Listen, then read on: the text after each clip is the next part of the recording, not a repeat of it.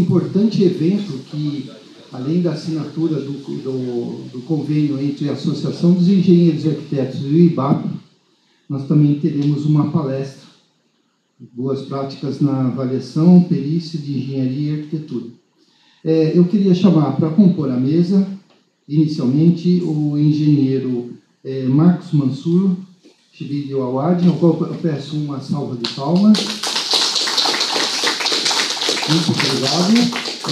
O engenheiro Marcos, ele é presidente do IBAP São Paulo e professor coordenador técnico do curso de pós-graduação, Lato Sensu em Perícia, Engenharia e Avaliações pela Universidade de Prestação e o CREA, o engenheiro Johnny Max Enxergo, coordenador das comissões de comunicação e marketing de REURB e de obras do CREA São Paulo, diretor da Fiesp, diretor da Associação dos Engenheiros e Arquitetos, professor da OMC e proprietário da J33 Engenharia e da JMI Consultoria e Soluções Técnicas e Engenharia. Aproveito para chamar o nosso presidente, Miguel Assis, eleito recentemente, né, Miguel? E aí, eu acho que dentro do... Agradeço a todos. Dentro do que foi me passado agora, nesses momentos, a gente vai primeiro celebrar a assinatura do convênio da associação com o IBAP e depois, logo em seguida, nós teremos a palestra.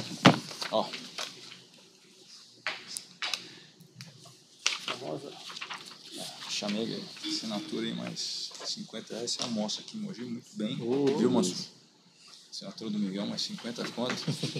Restaurante bom aqui. Tá caro 50 conto. Boa.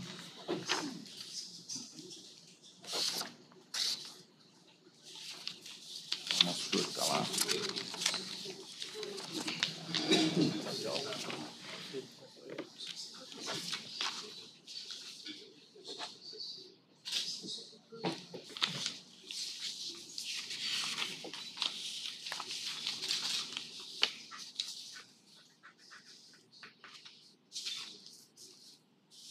Sabe que junto com essa assinatura você está se criando ao São Paulo Futebol Clube, né?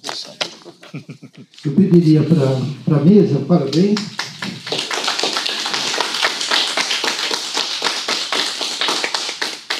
E eu vou pedir para o presidente Miguel poder explicar a importância desse convênio que nós estamos aí fazendo com o IBAP. Alô. Desculpe. Boa noite a todos. Com grande sensação receber a todos aqui, receber o presidente do IBAP aqui, de todas as instituições também da nossa associação, e a todos os presentes. É uma grande sensação que recebo a todos vocês aqui. Quando o nosso amigo Johnny, numa reunião, falou sobre o interesse do IBAP, a possibilidade desse termo de cooperação, de imediato, né, Johnny, já falamos claro, é grande interesse, é uma atividade de grande importância, tanto para os profissionais quanto para a associação, e já é de outras diretorias, a gente tenta trazer aqui para a associação os cursos de vocês, ou tentar escrever o nosso pessoal, dar essa possibilidade para os profissionais da região poder participar, e é muito gratificante poder contar com todos vocês aqui. Nós temos atualmente uma lei aqui em Mogi que vai estar exigindo essa inspeção predial, certidões, laudos, e isso não há dúvida que será muito importante para poder elevar e gabaritar o trabalho dos profissionais aqui da cidade. Muito obrigado, Marcos. Ok, obrigado. Eu gostaria de pedir para o presidente do IBAP a expectativa desse convênio com a associação. Nossa associação, ela tem mais de 60 anos aqui na cidade de Mogi, né? Atualmente nós temos vários membros da associação em vários conselhos da cidade. Nós somos influentes aqui na parte política também da cidade, mas gostaríamos que o engenheiro pudesse falar um pouquinho do IBAP e também as expectativas com esse convênio. Bom, boa noite a todos e todas. Agradeço a oportunidade de estar aqui hoje celebrando a assinatura desse convênio. Esse convênio, os convênios, não só com a Associação de Mogi aqui, que é a primeira associação que a gente está assinando esse termo de cooperação. A gestão se iniciou agora em janeiro de 2024, mas é um projeto que desde o ano passado, a Vera, nossa diretora institucional, tenho comentado com a Vera, antes mesmo de assumir a presidência do IBAP São Paulo, que eu pretendia, o grande objetivo do IBAP é divulgar um bom conhecimento técnico na área de avaliações e perícias. E a minha sensação é que estava faltando um pouco do IBAP, que é estadual, né, na região metropolitana e no interior de São Paulo. Então, um dos meus projetos era fincar esses termos de convênio com associações como a Associação de Mogi, em diversas regiões do estado de São Paulo, para poder propagar a boa engenharia e arquitetura na área de avaliações e perícias. E no fim do ano passado, no começo desse ano, encontrei o Johnny na PMEC, comentei uma vez com ele: Johnny, quero assinar esse termo de convênio. Ele falou: vamos levar para Mogi. Né? Acho que a gente trocou uns 3 WhatsApps. Foi. Né? Eu já mandei o termo para ele. Gosto de gente que faz, né? E o Johnny realmente passou para o presidente as informações e resolvemos isso muito rápido. Aí o grande objetivo desse termo, além de igualar o desconto para os associados de Mogi aos associados de IBAP nos nossos cursos e evento, poder chegar a essas informações de qualidade nessa nossa área para vocês, e vocês poderem também trazer as informações de qualidade para o IBAP. Acho que é uma troca. Então, a ideia é manter essa troca, tanto de informação, redivulgação de material e, consequentemente, a gente ter uma boa engenharia, arquitetura e agronomia, que esse é o grande objetivo do IBAP São Paulo. Muito obrigado. Ok. Johnny, quer falar alguma coisa? Quero sim. Obrigado, Pinhal. Cumprimentar a todos aqui da mesa. Em nome da Vera, cumprimentar todas as mulheres presentes aqui, o presidente, Miguel, presidente Mansur, estou no meio aqui, grande responsabilidade, 2 presidentes aqui, né? Peso aqui a mesa hoje. E o Mansur, ele tem uma inquietação, né? Ele já entrou bastante acelerado e eu estou bastante acostumado a lidar com esse perfil, né, Clédio? Porque 7 anos lidando com o Vinícius, né? Então, o Mansur tem um perfil muito parecido com o perfil do presidente Vinícius, que está lá no Confia, né? Então, a gente já está acostumado. Então, o Vinícius, quando ele solta o negócio, né, ele já quer, no outro dia, o negócio pronto, né? Então, quando o Mansur comentou comigo, a gente já começou a trabalhar isso para poder chegar nesse momento. Então, acho que esse vanguardismo aqui da Associação de Mogi, na assinatura, eu acho que merece um destaque. Muito bom que o Clédio está aqui hoje para levar essa informação para as outras unidades do CREA. Eu tenho certeza que isso vai se espalhar, viu, Mansur? Né? Vamos levar para a PMEC, lá em São Paulo também, né? Porque ali também está num centro, ali na Alameda Santos, que é muito requisitado ali também pelos engenheiros da região. E muito bom também contar com estudantes aqui de engenharia, e o Mansur já deu uma notícia aqui, falou que estudante também tem aí a possibilidade de entrar no IBAP, se associar ao IBAP. É importante mostrar que o IBAP ele tem aí uma notoriedade muito grande na justiça, no judiciário, né? Os juízes eles dão preferência para aqueles profissionais que são associados ao IBAP. Então isso tem um peso muito grande. Não é raro chegar no meu escritório algumas demandas, mas com a condição de que seja um profissional associado ao IBAP.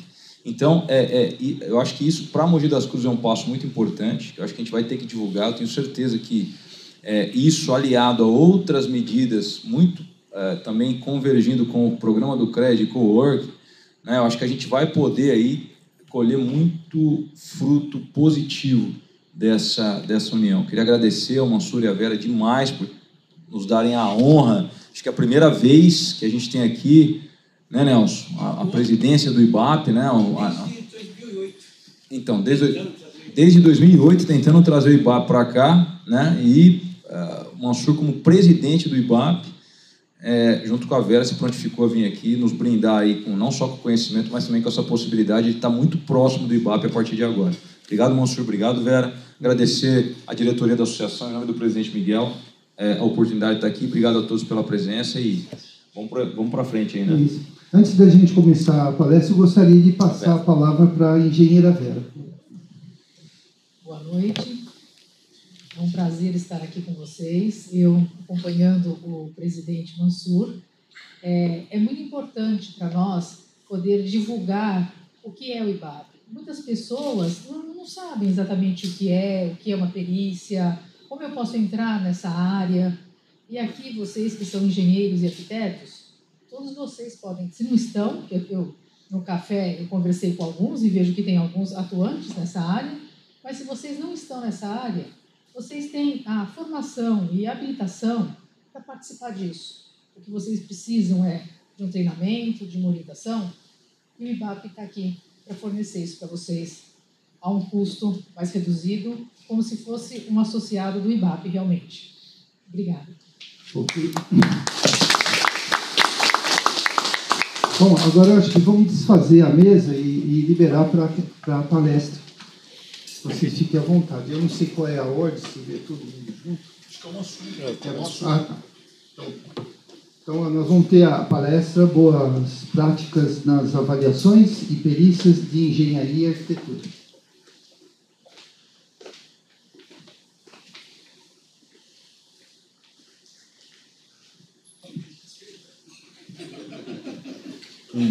Uma marcação no vídeo para a gente poder aparecer para o pessoal que está assistindo de forma online. Também boa noite a todos que estão online e a todos que estão aqui no presencial. Então, a ideia de hoje, dessa palestra, é uma palestra não tão aprofundada, tem 1 hora e pouco, não tem como a gente dar uma palestra tão aprofundada, mas é ir direto ao ponto em algumas boas práticas, tanto na área de avaliações quanto na área de perícias. Na área de avaliações eu vou falar, na área de perícias a Vera vai falar, e também a questão de habilitação e qualificação profissional para o engenheiro, o arquiteto e agrônomo tem que ter para trabalhar nessa área que é uma área tão importante para a sociedade. Bom, antes de começar a parte técnica, fazer uma breve apresentação do IBAP. Acho que muitos já conhecem, mas alguns não conhecem o IBAP. Ele foi fundado em janeiro de 1979, ou seja, nesse ano a gente fez 45 anos, estamos preparando uma festa de 45 anos para o final do ano, então provavelmente agora que a gente tem esse ano de recuperação, vocês vão receber as divulgações do IBAP, estão todos convidados para essa festa de 45 anos. E, como eu disse para vocês, saí aqui sem querer. Como eu disse para vocês, o grande objetivo do IBAP, o IBAP ele nunca foi um instituto tão político. Ele sempre foi um instituto preocupado com a divulgação técnica, com a qualificação técnica, com a produção técnica, com a produção de seminários, palestras, cursos. A gente até deixava um pouco de lado essa questão política, né? Que também é importante, não desmerecendo, mas sempre foi um instituto voltado para a formação e capacitação profissional por meio de cursos, eventos, publicações, reuniões das câmaras técnicas, dentre outros. Tá? As principais atividades do IBAP são, obviamente, como as associações, a gente tem as nossas assembleias mensais, que eu mudei o nome, né? Porque assembleia é uma coisa chata, né? Assembleia, ninguém vai. Eu mudei o nome para encontro mensal. Então, agora a gente está tendo os encontros mensais do IBAP São Paulo, onde, além de assembleia, a gente tem as palestras, a gente tem a oportunidade de reencontrar os colegas, né? Porque depois da pandemia ficou tudo muito virtual. Eu estou tentando reviver um pouco o presencial, porque nós, como bons brasileiros, a gente sente falta disso que a gente está tendo aqui hoje, olho no olho, esse bate-papo. Então, a gente está voltando a ter os encontros mensais, onde tem assembleia também nesse encontro. E as elaborações de estudos, participação em comissão de normas, produção de normas técnicas do IBAP e os nossos cursos de engenharia de avaliações, perícias e inspeções prediais. A grande parte dos nossos estudos, tá, eles ocorrem por meio das nossas câmaras técnicas. As câmaras técnicas do IBAP, elas são grupos de trabalho, onde tem coordenador, vice-coordenadores, e elas ocorrem, tem uma reunião formal por mês dessas câmaras técnicas. Nós temos 5 câmaras. No IBAP São Paulo, a Câmara de Avaliações, a Câmara de Perícias, a Câmara de Inspeção Predial, a Câmara de Segurança do Trabalho e a Câmara Ambiental. Então, no nosso site tem a agenda de todas essas câmaras e as pautas do que estão sendo discutidas nessas câmaras. Então, já ouvi falar da norma de perícias do IBAP, São Paulo, não a da BNT, do IBAP. Onde que ela é discutida? Ela é discutida no âmbito da Câmara de Perícias. Já ouvi falar do estudo de valores de edificações de imóveis urbanos do IBAP. Onde ele é discutido? Ele é discutido no âmbito da Câmara de Avaliações. Então, praticamente toda a nossa produção técnica se dá por meio das câmaras. Né? Quando não temos as câmaras, só não ocorre isso quando são assuntos, às vezes, multidisciplinares. A gente cria um grupo de trabalho extra-câmara, por exemplo, um grupo de trabalho que a gente está tendo agora é a produção de uma norma de desapropriação do IBAP São Paulo. Envolve perícia, envolve avaliação. Então, a gente fez um grupo em paralelo às câmaras e esse grupo ele caminha até o início, meio e fim para a produção daquele trabalho. Bom, além disso, a gente tem os nossos cursos, então, presencial, EAD e híbrido, a grande maioria hoje está ocorrendo de forma online. O próximo curso, por coincidência, é o meu curso, que vai ocorrer na próxima semana. Ele é um curso online e a última aula eu vou dar presencial e online. Para quem tiver interesse, ainda tem algumas vagas só, porque praticamente se esgotaram. Vocês podem entrar nesse link e ver a nossa loja de curso, a grande maioria a nossa maioria é curso online. Tem um curso, como o presidente Miguel comentou, a gente vai ter um curso em breve mais aprofundado sobre inspeção predial, um curso mais avançado. Então, quem tiver interesse também nesse curso, é um curso com a engenheira Flávia Zoega Pujadas. Aproveitem que agora, depois da assinatura desse termo, vocês têm o mesmo desconto de associado do IBAP. E também temos a nossa pós-graduação, né, que é uma pós-graduação de avaliações e perícias de engenharia, que é na Universidade Presbiteriana Mackenzie. A turma ela ocorre anual, né? Então, esse ano já fechou, já se encerrou, a gente vai ter uma nova turma no próximo ano, tá bom? Todas essas publicações, a gente trouxe algumas publicações aqui, deixou para vocês uma mesa lá fora, se tiverem vontade, tudo gratuito, muitas delas patrocinadas pelo CREA São Paulo, um agradecimento especial ao CREA, a Mutua sempre ajuda a gente a produzir esses trabalhos muito importantes para toda a sociedade em geral, não só para a engenharia, arquitetura e agronomia, mas toda a sociedade em geral. Então, todos esses trabalhos, alguns desses trabalhos eles estão impressos aqui para vocês, só que todos estão disponíveis no nosso site de uma forma gratuita. Vocês podem entrar e dar um download nesses arquivos. Bom, já falei um pouco sobre o institucional do IBAP, nem convém muito, né?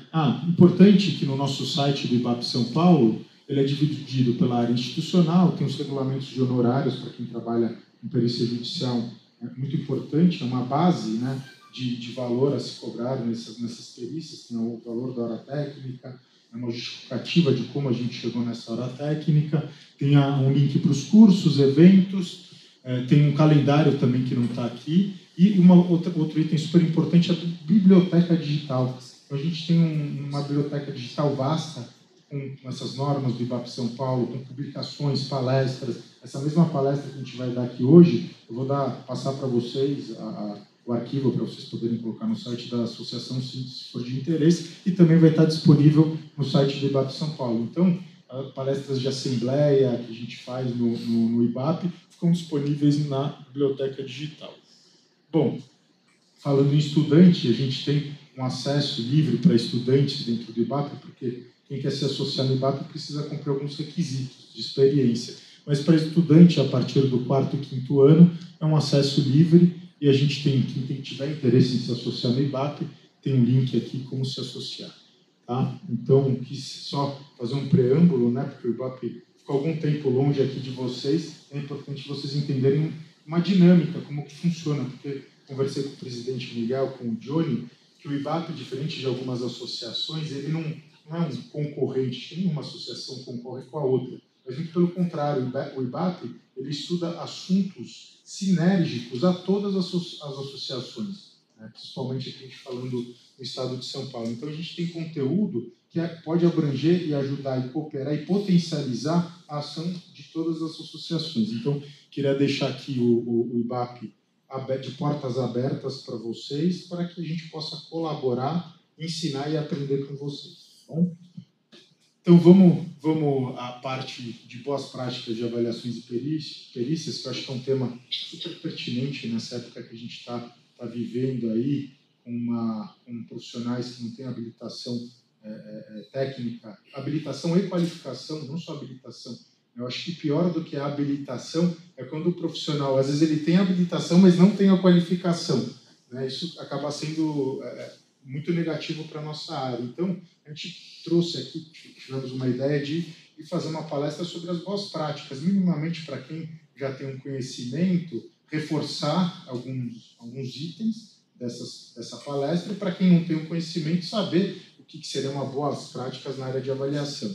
Bom, o conceito da perícia, de acordo com a 13752, que é a norma de perícias, né, que ela está em revisão, já tem uma proposta para atualização dessa norma, e ela está para ser finalizada a atualização dela, é a atividade que envolve a apuração de causas que motivaram determinado evento ou asserção de direitos. Já a 14653, parte 1, que é a norma de avaliação de bens, parte 1, ela fala que a perícia é atividade técnica realizada por profissional com qualificação específica, isso é muito importante, para averiguar e esclarecer fatos, verificar o estado de um bem, apurar as causas que motivaram determinado evento, avaliar bem seus custos, frutos e direitos.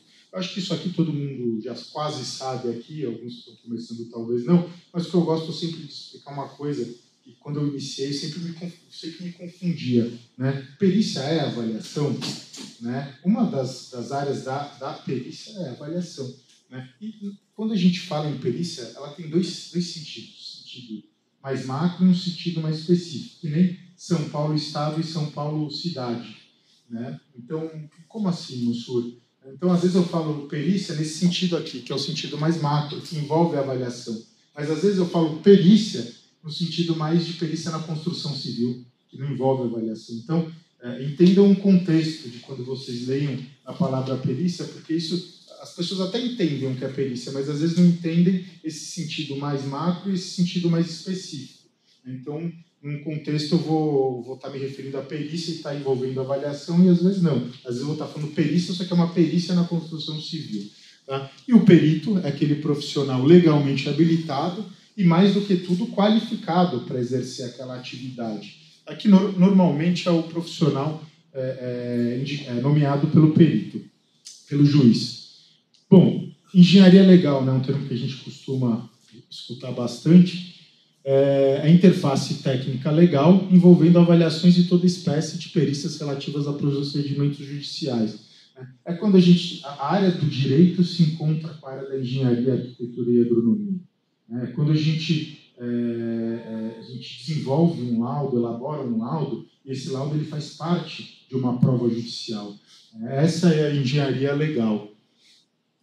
Bom, e a engenharia de avaliações? E daí a gente já vai encontrando as boas práticas, né? A gente às vezes fala de definição, a gente lê uma definição e às vezes parece algo meio vazio. Mas a gente vai começar a entender algumas boas práticas já pela própria definição da engenharia de avaliações, né? Que é o conjunto de conhecimentos técnicos e científicos especializados aplicados à avaliação de bens. Então, isso é de acordo com a 14653, parte 1, avaliações de bens, parte 1, procedimentos gerais. E tem uma definição do meu querido professor Sérgio Abunaman, que ele diz que é um trabalho técnico-científico que ultrapassa qualquer sentimento pessoal do avaliador, tendo que refletir a tendência do mercado imobiliário. Olha como essas definições são tão importantes para a boa prática da engenharia e arquitetura, né? Eu não estou dando uma opinião. Quando eu vou fazer um laudo, eu tenho que fazer algo justificado, algo cientificamente comprovado. Eu tenho que usar as ferramentas da engenharia, como estatística, como por exemplo, que a gente aprende na faculdade, material de construção, depreciação, patologia, para poder justificar o valor que eu estou avaliando. Não é meramente uma opinião, não é meramente eu coletar 5 imóveis que estão ofertados no mercado e tirar uma média. Isso não é avaliação. Bom, e daí a gente vai passar um pouquinho sobre... Eu estava conversando com o Nelson isso, né, Nelson? Eu até falei, você já está adiantando a minha palestra, que spoiler da minha palestra, né? Ele até falou assim, a gente às vezes faz uma avaliação no âmbito judicial, que uma pessoa fala, olha, esse imóvel aqui tem uma nota de localização 8, e esse outro imóvel aqui tem uma nota de localização 9, que vai gerar um fator para corrigir a localização de 1,15. Por que 1,15? De onde veio esse 8? De onde veio esse 9, esse 10? Né? Normalmente, para corrigir a localização, a gente se utiliza do índice fiscal. E quando o índice fiscal não faz sentido, a gente tem que procurar outro meio científico ou justificado para poder qualificar, diferenciar a localização dos elementos comparativos em relação ao imóvel que a gente está avaliando. Bom, a questão da análise da documentação, né? Para mim, qualquer avaliação que a gente for fazer, antes de fazer a avaliação, você já tem que analisar a documentação do imóvel, como, por exemplo, a matrícula, o IPTU, né? Minimamente as plantas que você tiver desse imóvel, ver se são plantas elaboradas por profissionais qualificados. Eu faço, além de avaliações judiciais, eu faço muita avaliação para a instituição financeira. Qual que é a grande preocupação de uma avaliação que vai para uma garantia bancária? Se aquele imóvel que você vai visitar é aquele imóvel daquele documento. E muito se passa, às vezes eu consigo saber, não lendo o documento, às vezes o documento ele não tem um levantamento planimétrico georreferenciado averbado na documentação. Às vezes eu tenho que consultar a prefeitura, mapa de quadrilote, contribuinte, saber se o contribuinte está averbado na matrícula. Então, existem diversas estratégias, né, de conhecimento do engenheiro, do arquiteto, do agrônomo, que ele tem que utilizar para poder vincular um imóvel a uma documentação, que às vezes parece uma tarefa muito simples, né? Então, às vezes, quando eu vou prestar um serviço para uma instituição, eu falo, não, já te mandei a matrícula, o IPTU, mas não é possível vincular o imóvel a essa documentação. Você quer aceitar como garantia? Tudo bem, aceita, é risco de vocês. Eu, como um profissional que entendo do assunto, eu não consigo vincular. Ah, mas fala que é imóvel de esquina, ele é de esquina. Mas a esquina tem 4 imóveis, né, normalmente. Então, eu posso ter quase certeza que é lá, mas eu preciso apontar em um laudo técnico, a depender da finalidade que eu estou fazendo, as limitações que aquele trabalho pode ter. Então, antes mesmo da gente ser contratado ou nomeado como perito, né, às vezes vai ser nomeado e antes mesmo de você fazer sua petição de honorário, você tem que entender toda a perícia, quais são os pontos controvertidos, que você vai ter que responder com aquele seu laudo, né, que às vezes você não está respondendo só o valor do imóvel, você está respondendo algumas outras perguntas que estão sendo debatidas no processo, para fazer o quê? Para fazer sua proposta ou sua petição de honorário.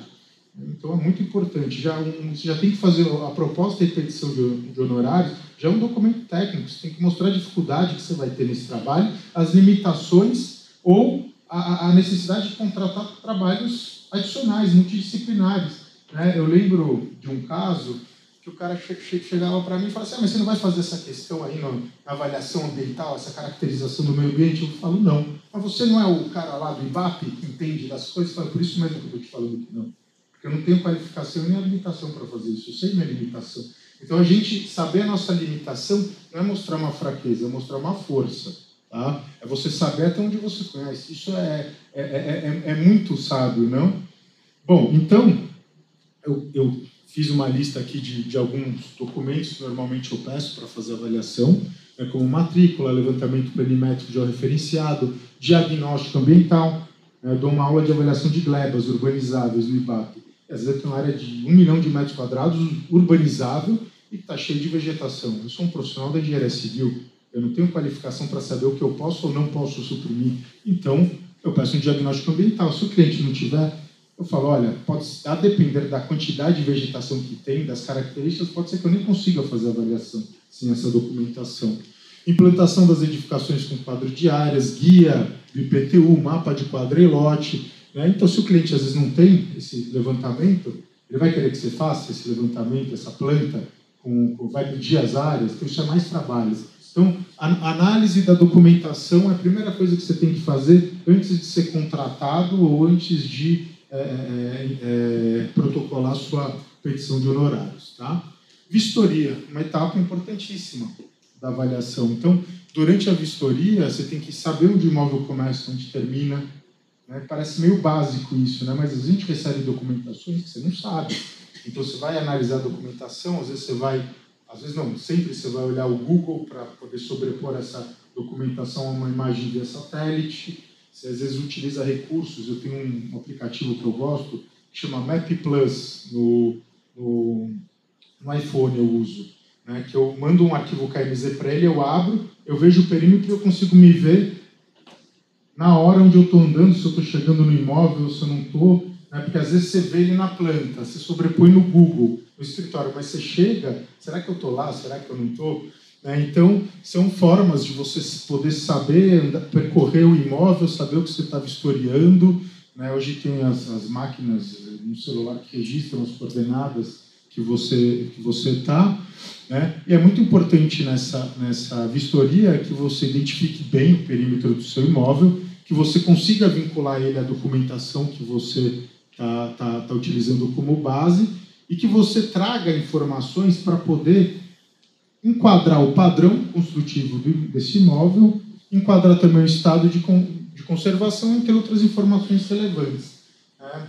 Uma área, às vezes você vai ver se aquela vegetação que está lá dentro de algum determinado imóvel, ela às vezes está no estágio avançado, não está no estágio avançado. Você consegue ter uma compreensão melhor daquele imóvel visitando e entrando dentro desse imóvel. Né? Só conhece mesmo o imóvel quem vai lá e quem visita o imóvel. Bom, pesquisa imobiliária, né? Há uns 15, 20 anos atrás, quando eu comecei a fazer avaliação, eu estava num curso do IBAP naquela época e perguntei, né, o professor falou assim, vocês sabem qual que é a melhor forma de fazer uma pesquisa imobiliária? Né? Daí, é pela internet, é presencial, né? Daí eu tentei me arriscar lá, mas ele falou, não, a melhor forma de se fazer uma pesquisa imobiliária é presencial. Né? Me desculpe discordar do professor, eu acho que é uma das melhores formas. A melhor forma de você fazer uma pesquisa imobiliária é de todos os jeitos. Precisa ter elemento comparativo. Às vezes o que está presencialmente não está online, e às vezes o que está online não está presencialmente.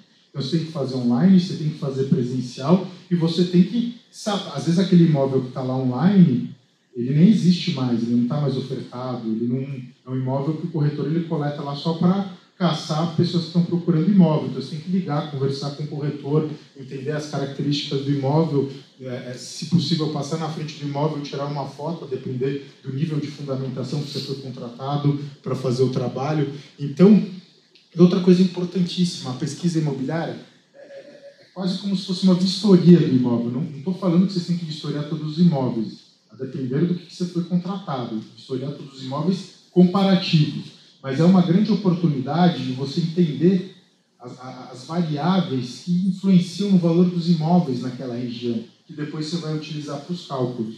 Então, a pesquisa, as informações que você está vendo, né, você tem que ver, você tem que questionar, você tem que perguntar. Né? Então, na hora, a pesquisa é uma grande oportunidade para você poder tirar essas dúvidas no mercado, porque nem todos os mercados você conhece tão bem. E uma coisa importantíssima que eu falo, às vezes eu vejo um laudo de avaliação e a pessoa nem põe um mapa dos elementos comparativos em relação ao avaliando, nem identifica o perímetro dos elementos comparativos, onde que esse imóvel começa, onde que ele termina. Então é muito importante a boa identificação dos elementos comparativos. Bom, e a parte da pesquisa ajuda a gente a ter uma interpretação dos dados. Né? Como assim? Eu fiz uma análise da documentação, fiz a vistoria, fiz a pesquisa imobiliária. Eu tenho lá 10 dados comparativos, dados em imóveis que estão à venda ou foram vendidos. Né? O que está variando de característica nesses imóveis? É o padrão construtivo? É a localização? Né? Como que isso varia? Obviamente, a gente vai se utilizar de ferramentas estatísticas para poder interpretar um pouco isso. Mas, à medida que você vai tendo uma experiência, assim que você for fazendo uma pesquisa e interpretando a legislação urbanística, etapa importantíssima, você começa a ver a zona de uso e ocupação de cada elemento. Às vezes, pela zona de uso e ocupação, você começa a entender a formação de valor de algum terreno. Você fala, olha, terrenos que estão numa zona onde eu tenho um coeficiente de aproveitamento maior, isso é, eu posso construir ou ocupar mais vezes esse terreno, ele pode valer mais do que um terreno que tem coeficiente de aproveitamento menor. Então, isso é engenharia, isso é arquitetura. A gente correlacionar essas informações legais, as características físicas dos imóveis e colocar tudo isso numa estatística para justificar o valor que eu estou avaliando. Então, percebam que aquela parte inicial da palestra, que a gente define o que é avaliação, o que é perícia, meio chata, mas é importante, né?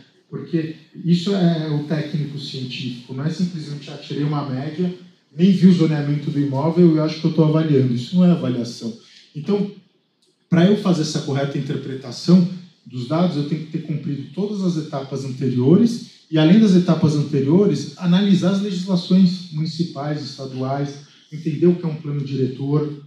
Como eu tive muito contato com os arquitetos, né, eu tive muita sorte na minha jornada profissional de fazer uma boa leitura de um plano diretor, de uma legislação de desocupação do solo, saber as diferenças.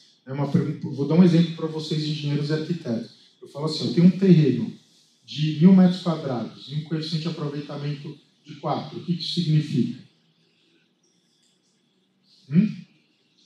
Pode o quê? Isso é o que 100%, 99,9% das pessoas falam. Mas olha como tem as pegadinhas da lei, né? Na verdade, você não pode construir 4 vezes. São 4 vezes de área computável. E nem sempre a área computável é área construída, né? Então, tem essas interpretações da legislação que, às vezes, vai contar muito para a gente fazer uma avaliação. Às vezes, não a avaliação pelo método comparativo, mas quando eu vou avaliar por potencial, né, que a gente chama de método involutivo, então, se eu tiver um terreno na Faria Lima, eu não vou ter comparativo. Eu vou ter que imaginar um empreendimento hipotético, desenhar um empreendimento hipotético e fazer uma conta de trás para frente. Quanto que o empreendedor poderia pagar pelo aquele terreno, admitindo as receitas e despesas mais prováveis de um empreendimento. Daí eu tenho o valor de mercado do terreno. Eu faço uma conta de trás para frente e chego no valor de mercado. Daí nessa, se eu uso como área construída, né, 4 vezes eu vou estar errando, porque a área construída mais ou menos é de 2, lá em São Paulo, né? De 2 a 2 vezes e meia a área computável. Então, se eu tenho um empreendimento de 4, nesse caso 4.000, ele poderia ter, assim, isso é uma relação de projeto, tá? Não é um número legal, de 2 a 2,4, tá bom? De área construída ia ser uns 8.000, mais ou menos, 9.000. Então, tem todas essas métricas que a gente que já trabalha há alguns anos na avaliação e perícia, a gente acaba conhecendo por viver isso e por já ter errado também nessa situação, né? Então, muitas vezes a gente ou erra ou está trabalhando com um profissional mais experiente ou faz algum curso que alguém antecipa a gente desse erro, tá bom? Então, vejam como é importante a análise urbanística e legal, né, para que a gente faça uma correta avaliação. Bom, e daí, depois de tudo isso, que a gente começa a pensar nos cálculos de acordo com as normas técnicas, que hoje, obviamente, a gente não vai ter tempo para ver aqui, mas a gente utiliza as normas da BNT 14653 para imóveis urbanos, a parte 2. Bom, e só depois de tudo isso que a gente vai fazer o laudo, né? E qual que é o segredo do laudo? É a gente saber explicar tudo isso de uma forma concisa, clara, objetiva, sem enrolar muito e que tenha todas essas informações. Percebam que não é uma tarefa fácil, né? Porque a gente tem que passar a mensagem que a gente está querendo passar. E mais para os engenheiros do que para os arquitetos é mais difícil ainda, né? Porque a gente entra numa faculdade com aquele estigma, né? Eu estou na engenharia porque eu não gosto de escrever, eu gosto de fazer conta, né? Mas o perito não. O perito ele tem que saber escrever. E se ele não sabe, ele tem que procurar meios de aprender, fazer cursos, não só de engenharia, né? Cursos de redação mesmo, para saber se expressar. Uma boa forma é fazer um curso de especialização, você tem que fazer um trabalho de conclusão de curso, você tem uma metodologia do trabalho científico, né, que você já tem na faculdade, mas aí você é meio jovem, né, está aprendendo ainda, depois você faz uma especialização, às vezes um mestrado, um doutorado, né? Todas essas técnicas que a gente aprende para escrever trabalho, elas são valiosíssimas para a perícia, tá? E para a engenharia de avaliações. Vocês não sabem quantos resultados positivos eu já tive de eu saber me expressar no momento certo, numa hora certa, num trabalho técnico, porque não adianta você só saber escrever e não ter o conteúdo da engenharia e arquitetura, né? Você utilizar todas essas ferramentas de uma forma clara, isso é sucesso na certa, tá? O que eu vejo muito nas nossas pós-graduações, nas aulas que a gente dá, é profissionais muito experientes, muito qualificados, só que na hora de colocar isso tudo no trabalho acaba se perdendo um pouquinho, né? Então, fiquem atentos com essa parte de elaboração do laudo, né? Que o laudo ele tem que conter todos os elementos que justifiquem aquele valor que você está avaliando, né? Não é nada, eu acho, você tem que explicar o porquê. De uma forma clara, objetiva e concisa, né? Porque muitas vezes profissionais que não são da área de engenharia e arquitetura que vão ler seu trabalho. Aqui tem a sequência mínima que deve conter um laudo de avaliação e só depois a gente chega no resultado da avaliação, né? É contratado ou nomeado como perito e fica, quanto que vai valer? Quanto que vai valer? Né? E acham que é assim, de uma hora para outra que você vai chegar no resultado. Não, só depois de todas essas etapas que você tem o resultado. Na realidade, o resultado é o que menos vale dentro do trabalho, né? Mas é o que o pessoal mais quer ver. E muitas vezes, se alguém não concorda, acha que todo o seu trabalho técnico está errado. Eu já tive a oportunidade de ter pessoas discordando do meu trabalho e uma grande oportunidade de mostrar tudo o que foi feito e depois que a pessoa viu tudo que foi feito, acabou entendendo e concordando, né? Que não é um achismo. Isso é engenharia de avaliações, na engenharia ou arquitetura, né, de avaliações. Bom, então, a conclusão dessa minha apresentação é a engenharia de avaliações ela compreende um conjunto de conhecimentos técnicos e científicos, né? Não é achismo.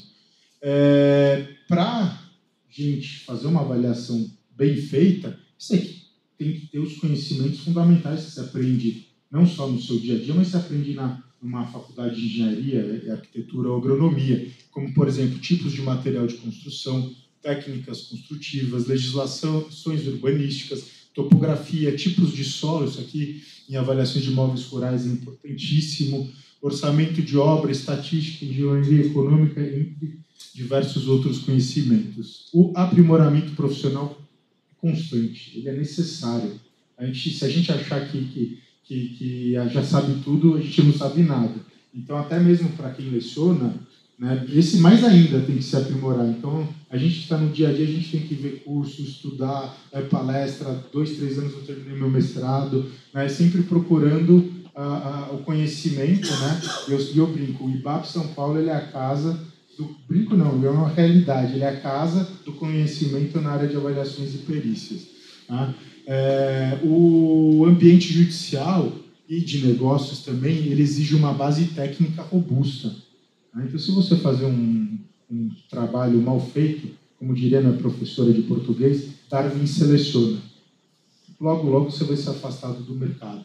Então, a base técnica tem que ser robusta e fundamental, deixando bem clara essa mensagem que o laudo de avaliação ele não é uma opinião, ele é um trabalho técnico, científico e circunstanciado.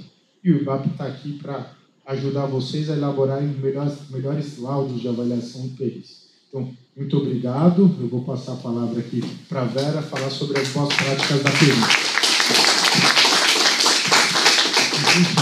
A engenheira Vera, lembrando o seguinte, no final das palestras, daí vocês podem fazer as perguntas, tá bom? Muito obrigada. Deixa eu ficar aqui sem X.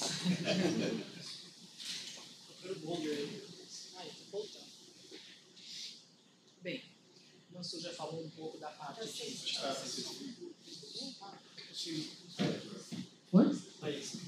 O Mansur falou um pouco da parte de avaliações, eu vou falar então da parte de perícias. Ele até já falou um pouco aqui da definição de perícia, o que é, né? Então, quando ele falou que perícia também podia ser algo mais abrangente ou mais específico, é isso a definição da norma. As espécies de perícia. Tem as avaliações, que é isso que ele acabou de colocar.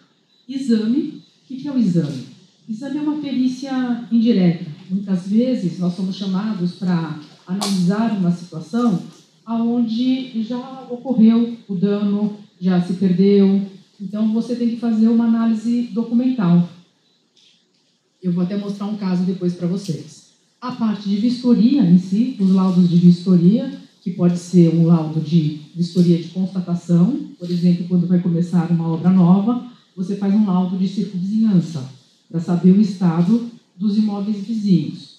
E quando começa a fase de demolição, escavação, vem o vizinho e fala: abriu uma rachadura ali no meu imóvel, foi por conta da obra nova. Se você tem um laudo de constatação, você vai ver que aquela anomalia já existia, né? Uma vistoria de análise comparativa de conformidade. Por exemplo, um laudo de recebimento de obra. Você comprou um apartamento, vai receber o seu apartamento, você é o condômino, o síndico, o empreendimento vai receber lá as áreas comuns. Então, tem todo um memorial descritivo, como tem que ser, o que tem que ser e tal. E, realmente, aquilo está lá? Não está. Você precisa de um técnico para fazer toda essa conformidade. O que existe e o que foi contratado, o que foi projetado, o que foi construído, o que consta do memorial descritivo. São laudos de comparativo de conformidade. E vistoria de análise de causalidade. E qualquer problema que envolva a engenharia, você sofreu um dano e você quer apurar o responsável por aquilo. Ou é o vizinho de cima que está vazando em você, que você não sabe se é o vizinho, ou se é o condomínio, qualquer situação. Então, a base dessa vistoria seria a determinação de um nexo causal. Quem deu causa para aquele dano que eu estou sofrendo? Quem vai corrigir isso? Quem vai indenizar isso? Então, são os laudos de vistoria. Tem também a perícia das ações possessórias e dominiais. Então, você discutir uma ação de uso capião, uma ação de retificação de área. Ontem mesmo eu fui procurada por uma construtora que tem um terreno muito grande, que ainda não estava morado, e na lateral direita desse terreno existiam várias casinhas, e o fundo das casas dava na divisa da lateral direita.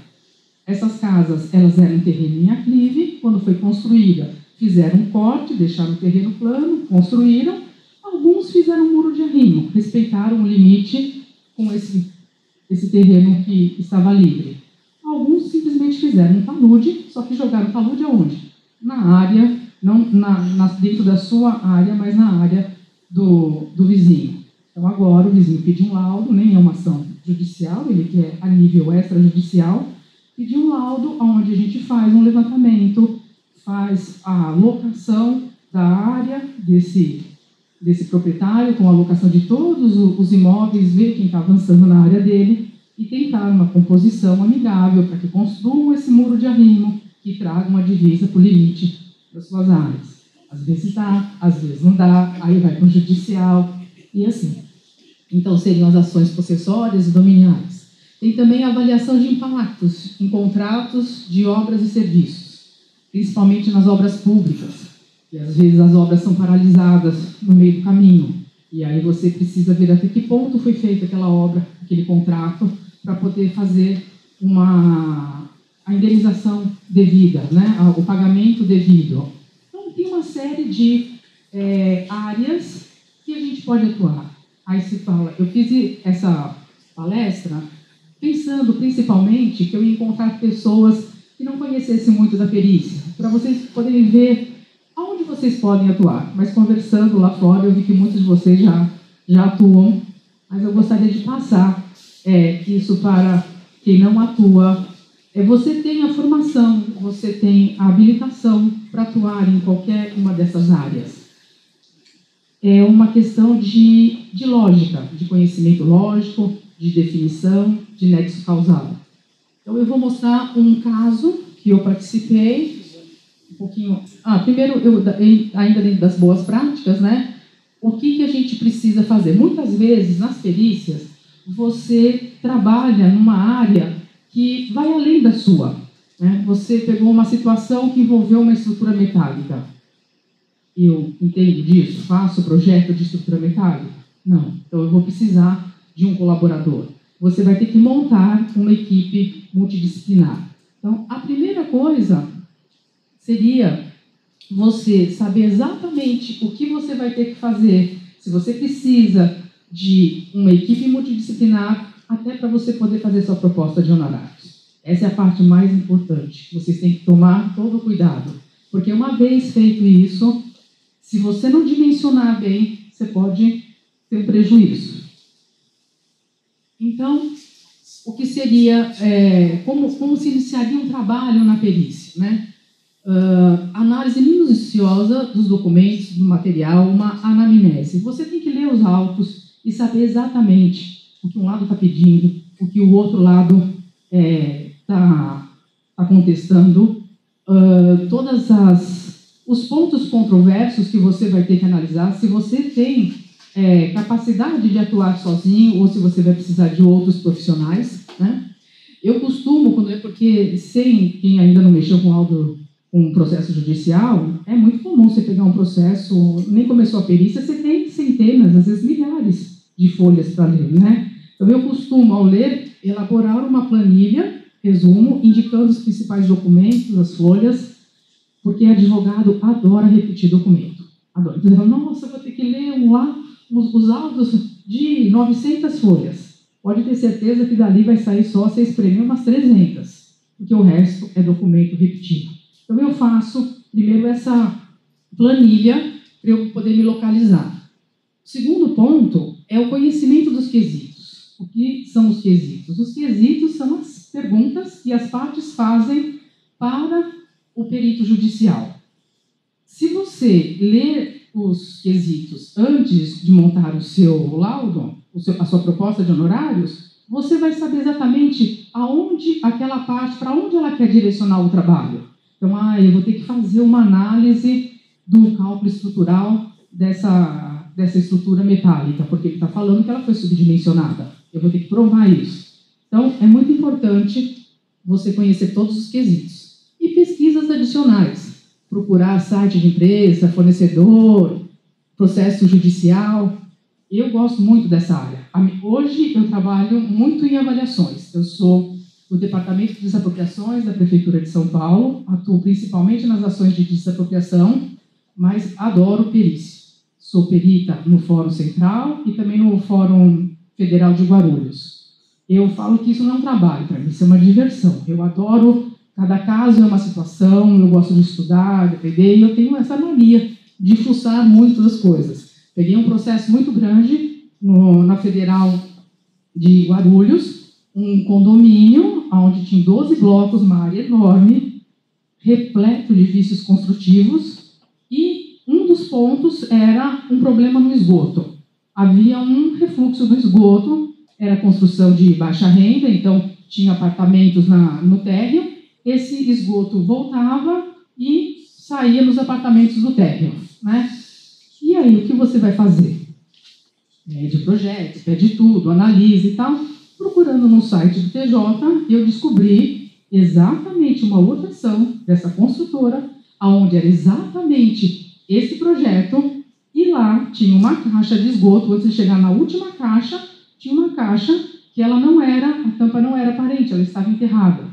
E essa caixa, quando abriram, a tubulação dela era muito inferior do que tinha no projeto. Então, dava um entupimento e dava todo esse retorno. Como eu ia saber disso? Cheguei na vistoria, um gramado lindo, enorme, uma área enorme, estava lá a última caixa exposta, os assistentes da construtora abriram a caixa, olha, tudo conforme o projeto, não sei o quê. Aí eu olhei naquela direção, um gramado lindo, ele tinha um pequenino afundado. Por quê? Aquela caixa que ela transbordava, ela já tinha carreado ali em torno e cedeu um pouco o terreno naquele local. Aí eu falei, por que está assim? Não sei. Vamos pegar o projeto. Tem uma caixa aqui. Vamos abrir aqui. Eles acharam que eu era uma perita vidente, né? Porque ela veio aqui se meter uma área enorme e querer fazer um buraco bem aqui. Marcamos uma outra vistoria, a construtora trouxe os funcionários para abrir a caixa e, dito e feito, eram uns tubinhos de nada. Ali ficava tudo... Por que fizeram isso? Não sei. Ficava tudo represado e dava esse retorno. Então, você procurar, fuçar, entender, quando envolve um material, você buscar o fornecedor, entender as características, isso é muito importante. Aí sim, você vai preparar a sua proposta de honorários, quantificando as horas, dimensionando a sua equipe, prevendo os esclarecimentos, porque não é só fazer o laudo. Depois do laudo, vem os esclarecimentos, e você gasta tempo em 1, 2, 3 esclarecimentos. E aí se preparar para a vistoria, como, por exemplo, nesse caso, que eu sabia que em algum momento eu ia ter que perguntar sobre essa situação do esgoto. Felizmente tinha esse afundado no terreno. Assim, você tem que entender o que você vai fazer lá, o que te espera, desde a roupa que você vai colocar. Por exemplo, o exemplo que eu vou mostrar para vocês, eu vou visitar uma câmara frigorífica. Uma estava a 2 graus, a de resfriados, e uma outra, acho que era 20, abaixo de 0. Não dá para eu ir de saia, não dá para eu ir de sandália, você tem que ir com uma roupa adequada, que depois você vai pôr toda uma vestimenta para poder entrar naquele local, né? E o principal, fotografar, fotografar e fotografar. Isso é muito importante. Eu sou da época ainda que a gente tinha o filme de rolo, e você ia pagar uma revelação, tinha até um item na planilha de honorários, custo de revelação, e era um custo alto. Hoje, com esse celular, você não precisa de nada disso, né? Então, não deixe de fotografar, vai ser útil. Questionar as partes. Se você é o PJ, então questionar os assistentes. Mas o que aconteceu aqui? Por que isso? Por que aquilo? Saber aquelas perguntas que você olha ali na hora, você olha no olho da pessoa e você já percebe se ele dá uma gaguejada, se ele tem a resposta de pronto. E aí o desenvolvimento da metodologia. Como que você vai avaliar tudo aquilo? O que você vai fazer? Você tem que ser muito claro e explicar qual foi a sua linha de raciocínio para chegar naquela conclusão. Classificação das ocorrências, fatos de forma fundamentada. E aí redigir o laudo de uma forma simples e direta, útil à tomada de decisões do juiz, se for o caso, se for um trabalho judicial. Muitas vezes, alguns acham que é importante florear o laudo. Vamos colocar mais folhas, eu cobrei caro, então precisa ter um material grosso. E aquilo só atrapalha, só confunde. Não é por aí. Por fim, ler e reler seu trabalho antes de entregar. Isso é muito importante. Muitas vezes você está ali para atender aquele prazo, na correria, aí acabei, pronto, manda. Protocola, manda por e-mail. E aí tem um monte de coisa escrita, assim, errado, fica difícil o entendimento. Isso é tão comum de acontecer, gente. Nessas situações, se você não pratica as boas ações, você tem um laudo imprestável. E aqui eu não estou sendo grosseira de xingar ninguém. Esse é o termo técnico que se usa no judiciário. Seu laudo é imprestável. Já vi acontecer isso algumas vezes e ter que chamar uma segunda perícia. Comigo, nunca foi dito como um laudo imprestável. Eu me aposentaria numa situação dessa. Então, o que é um laudo imprestável? É um laudo ambíguo, tendencioso, confuso, inconclusivo, sem fundamentação. É isso que a gente tem que buscar nos nossos trabalhos. Então, o exemplo que eu queria mostrar para vocês, que é um exame. Isso aqui é um centro de distribuição de uma grande rede de fast food, a maior do Brasil, não preciso dizer para vocês quem é, e foi um contrato build to suit. O dono, o proprietário, contratou uma construtora para construir o centro de distribuição exatamente como essa outra empresa queria, e aí aluga por um longo período. E assim foi. O imóvel tinha 6 anos, não chegava a 6 anos, 5 anos e meio de vida, quando essa parte aqui desabou. Aqui ficam as câmaras frigoríficas e os de resfriados. Perdão, tá vendo? Vocês me chamem a atenção, por favor. E houve, então, um desabamento dessa parte. Aqui está a cobertura, cedeu tudo isso. Eu vou mostrar aqui dentro para vocês entenderem melhor como funciona. Essa é uma câmara frigorífica. Então, todas as paredes e o forro, ele é feito com placas uma placa de aço, é um sanduíche, 2 placas de aço em cima e embaixo, e no meio EPS. É um material tipo isopor, né, para dar o isolamento. Em cima desse forro seria esta parte, aonde tem toda a área das facilities, todas as tubulações. Esta tubulação, por exemplo, é a tubulação de amônia. Tanto os isopainéis quanto as tubulações, elas ficam penduradas na estrutura metálica. E sobre a estrutura tem um sistema de cobertura, que é um sistema próprio, roll-on. É um sistema bem leve, muito utilizado, nunca tinha dado problema antes. Então, quando houve essa ruína parcial, a empresa que fez essa obra era da Bahia, ela já tinha, o sócio tinha se desentendido, a empresa já não era mais operante, e uma grande construtora aqui de São Paulo havia comprado essa empresa, o interesse de acervo e qualquer outra coisa, e quando comprou, logicamente, não sabia disso.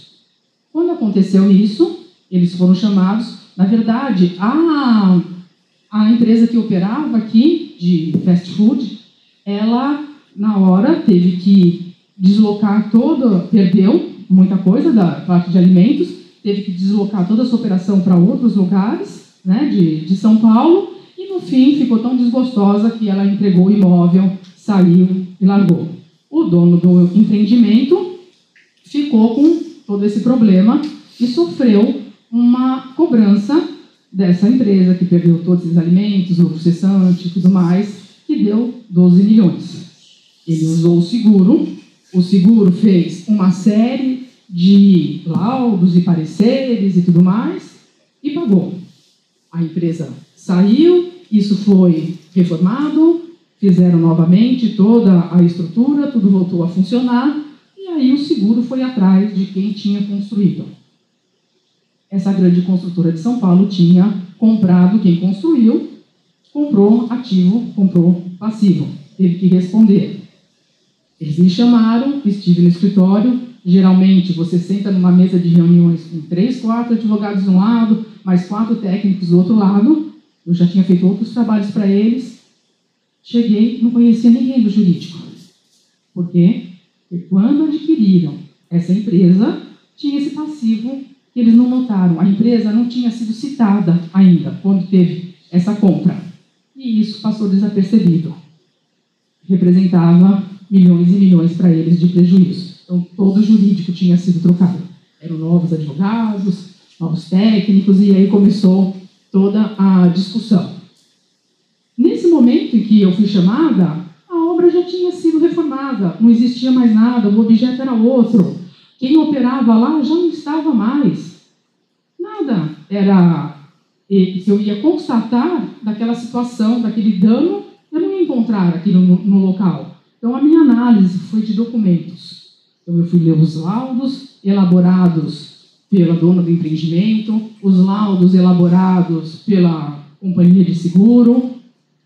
E aí, eu notei que tinha um laudo que falava o seguinte: aqui foi exatamente onde teve o colapso, a ruína.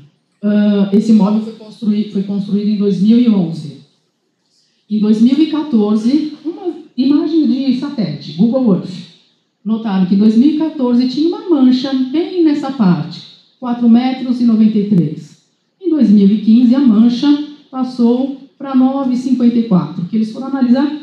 Eles falavam que o colapso tinha ocorrido porque estava mal dimensionada a estrutura.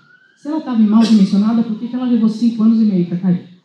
Por que ela caiu só naquele ponto? Né? Então, foram analisar o que existia ali naquele local do colapso. Em 2016, passou para 13 metros. Em 2016, abril, 7 de 16, a mancha era maior. E o colapso foi em 2017. Isso aqui é uma foto, logo depois do colapso, onde eles estavam até escorando essa área, tentando escorar. Então, aqui, o que a gente vê? Esta é uma imagem do isopainel que eu falei para vocês, que tinha essa chapa metálica, o isopor e a outra chapa metálica.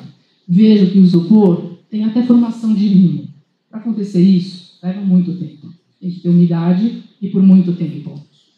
A tubulação de amônia, que eles alegavam que ela não foi bem dimensionada, que ela foi a causa do colapso parcial, a tubulação estava intacta, ela cedeu um pouco, estava. E mesmo ela perdendo apoios aqui, intermediários, aonde o vão dela de apoio ficou até maior, que podia então trazer tudo para baixo, ela estava lá inteira, não aconteceu nada com ela. E aqui a gente vê, debaixo da tubulação, aqui onde tem os registros da tubulação de amônia, uma bandeja, tá vendo? Já enferrujada, com água. O que acontecia? Em algumas manobras do sistema de amônia, ele forma uma bola de gelo aqui, e depois ela derrete. Isso acontece muito esporadicamente, quando você tem que, por algum motivo, esvaziar a tubulação e depois encher novamente. E, provavelmente, formava essa água que caía nessa bandeja, que ninguém dava manutenção, que transbordava, caía aqui, em cima do isopainel, que era encaixado uma junta macho-fêmea. Entrava a água aqui e, assim, foi formando esse limo e essa água absorvida pelo EPS, levou o EPS a ter um peso, a triplicar o peso do EPS. Esse aqui foi um ensaio que foi feito com o EPS com isopor, ele submetido à água por determinadas horas, o que aconteceu com ele, que foi que triplicou. Então você veja que exatamente onde aconteceu o colapso, olha, a umidade, o limo. Então, o que aconteceu? Por falta de manutenção, houve essa infiltração. Molhou o EPS, ficou mais pesado, cedeu um pouquinho a estrutura. Quando ela cede um pouquinho, lá em cima, ela cedeu um pouquinho, formou uma piscininha. Veio uma chuva, a chuva parou aqui, por isso que ficava essa mancha. A água ficou parada aqui, nessa piscininha. Foi um pouco mais de peso. Aí, numa próxima chuva, deformou um pouquinho mais. Numa próxima chuva, um pouquinho, a piscininha foi aumentando. Então, era um peso que se aumentava cada vez mais gradativamente por essa deformação que acontecia na parte de cima, fora o peso do EPS, que estava sempre em constante infiltração. Por isso que a estrutura, a ruína, foi localizada exatamente debaixo das válvulas da amônia. Então, não era um problema de projeto.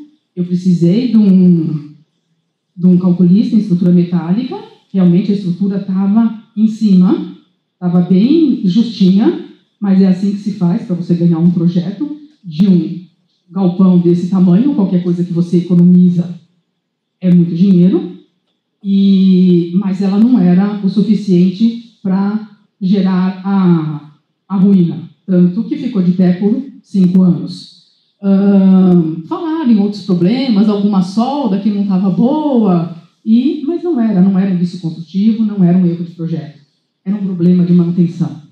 Mas para você saber isso, você tem que estudar os autos, os documentos que você tem. Isso, tenho certeza que vocês, engenheiros e arquitetos, têm condições de fazer, têm raciocínio lógico. É uma questão de treino. Aí fui para a vistoria, imaginando que eu estou indo para uma vistoria só para constar, tirar umas fotinhos, mostrar como é o site, né? Porque o que eu vou encontrar lá? Se tudo foi reformado, se tudo já passou. Olha a minha surpresa, quando eu entro na vistoria, exatamente no local onde tinha tido a ruptura parcial, olhando para o teto, olha lá, infiltração. Conclusão, o mesmo problema de infiltração debaixo das válvulas estava acontecendo e ninguém prestou atenção nisso. No meu laudo, quando eu quero gritar, eu ponho em vermelho e letras grandes. Vai acontecer de novo. Não existe manutenção. A história se repete. Então, é isso. Isso é uma perícia em forma de exame, de análise de documentos. Não existia nenhum registro de manutenção. Eles alegavam porque a manutenção era feita pela empresa que saiu, que foi embora. No manual de uso e operação, dizia que a estrutura tinha que ser vistoriada, ali na parte da amônia, periodicamente, mas não falava quanto era esse periodicamente. E que a cobertura tinha que ser pintada uma vez por ano. Se alguém tivesse pintado aquela cobertura uma vez por ano, teria visto aquelas piscininhas e isso teria sido evitado. Então, não existia manutenção. E continua não existindo. Tá? Uma outra área, além da perícia, é a inspeção predial. A inspeção predial, tratada aqui pela norma 16747, que visa a avaliação da manutenção, a constatação e classificação das irregularidades, a recomendação das ações necessárias para restaurar ou preservar o desempenho dos sistemas construtivos e a organização das prioridades. O que é isso? Hoje eu sei que aqui em Mogi vocês têm agora, né, a lei de inspeção predial. Os grandes empreendimentos, como esse que eu mostrei para vocês, isso devia ser uma praxe a cada 3 anos, 5 anos, porque você pode até ter uma manutenção, mas pode ser uma manutenção equivocada. Então, precisa ter alguém com um olhar para investigar, avaliando a manutenção. Cadê os registros? Cadê a pintura anual da cobertura? Não tem. Vai na cobertura e constata aquelas irregularidades. Opa, tem que fazer um reforço aqui, tem que corrigir isso. Vamos ver o que está acontecendo? Tem a infiltração no painel. Então, se houvesse uma inspeção predial eficaz, como deve acontecer, isso também teria sido evitado. Era isso que eu queria mostrar para vocês, um pouco das áreas por onde nós permeamos, e eu fico à disposição. E vocês podem contar sempre com o IBAP, agora até a valores mais atrativos, para se especializarem nisso. Muito obrigada.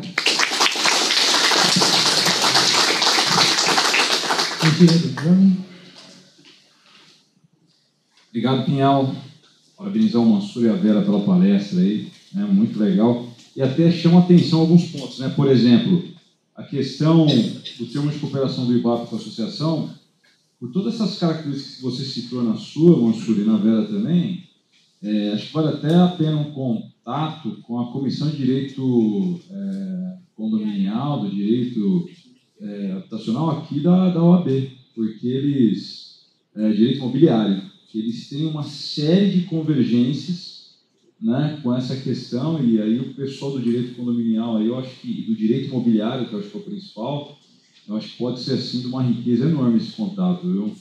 Eu vou conectar vocês com a doutora Aline, que é presidente, né? Oi, Deus. Vou apertar aqui. Vai me dar. Então, aí eu vou conectar vocês com a doutora Aline, que é presidente, que eu acho que vale a pena, viu, fazer aí uma conversa com eles, né? E me chamou a atenção também, Vera, é que não só a questão da avaliação, mas também o plano de manutenção é fundamental, né? A partir da avaliação, estabelecer um plano de manutenção, né, não só para a empresa, mas também para condomínio, né? Principalmente nessas obras de BTS, geralmente, como o prédio não é do cara, né, que está usando só, realmente tem uma tendência, não é regra, mas há uma tendência à negligência, né? Então, acho que a gente incentivar essa questão do plano de manutenção, acho que é fundamental, né? E aí, só para fechar essa questão, né, comentar também o ponto aí que eu acho que é fundamental, a questão da responsabilidade técnica. E o Ian já comentou aí da nossa trajetória, e aí é importante sempre a gente frisar, e aí eu vou falar à luz do CREA São Paulo, que é a anotação de responsabilidade técnica, só que pode puxar também, senão a Jane, que é conselheira do CAU, vai ficar brava comigo ali, que ela sempre fica, citar também a questão da RRT, do Registro de Responsabilidade Técnica, no caso dos arquitetos, que é um documento análogo, né, que tem basicamente a mesma função, tem as peculiaridades, né, mas é a mesma premissa, né? Então, a RT, ela tem aí um peso enorme, e aí se a gente puder ilustrar com o caso, e não vou entrar no mérito da questão, o caso de Brumadinho, aquela tragédia de Brumadinho, muitos foram ouvidos, né? Eu não vou entrar no mérito da questão aqui, mas quem foi preso? Os 2 engenheiros que tinham RTs ativas. Então esse é o peso desse documento, né? Então a gente precisa muito enfatizar a necessidade. E, além de ser uma exigência legal, né? Se pegar a Lei Federal 6496 de 77, ela deixa bem claro que o contrato, seja ele escrito, seja ele verbal, fica suscetível à anotação de responsabilidade técnica, né? E, inclusive, as resoluções do CONFEA, e aí eu vou citar a resolução 1137, que ela não só endossa, como ela esmiuça os diferentes tipos de aplicação da anotação de responsabilidade técnica, né? E aí ela tem uma dupla função, tanto para a sociedade quanto profissional. Não era raro, enquanto conselheiro do CREA São Paulo, eu relatar processo em que o profissional estava sendo interpelado judicialmente por algum cliente, e o único erro do profissional era não ter recolhido a anotação de responsabilidade técnica.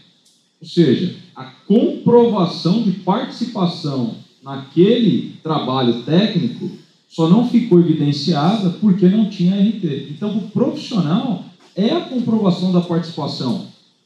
E junto com tudo aquilo que ele tem direito. Inclusive, a certidão de acervo técnico, a CAT, que muito provavelmente foi uma grande razão para essa construtora maior adquirir uma construtora menor, para aí, usando o termo cartorário, né, averbar essas CATs para que ela possa participar de licitação, né, e o profissional, com relação a essas CATs, ele fica aí numa posição privilegiada em termos de participação em licitações públicas. E a resolução 1137 ela traz uma novidade, que a certidão de acervo técnico ela é do profissional, porém, a resolução 1137 ela traz agora a certidão de acervo operacional, que é a certidão da empresa, que é também aí uma solicitação, né, das empresas, porque o profissional, quando vai embora, ele coloca os acervos técnicos debaixo do braço, vai embora e a empresa fica assim, uma comprovação daquilo, né, em que pese o nome dela está lá como empresa contratada, mas como a certidão de acervo técnico do profissional, ela acaba não usando mais.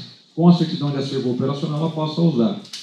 E para a sociedade, para o cliente, para o usuário, é a possibilidade de mapear eventuais responsabilidades, né?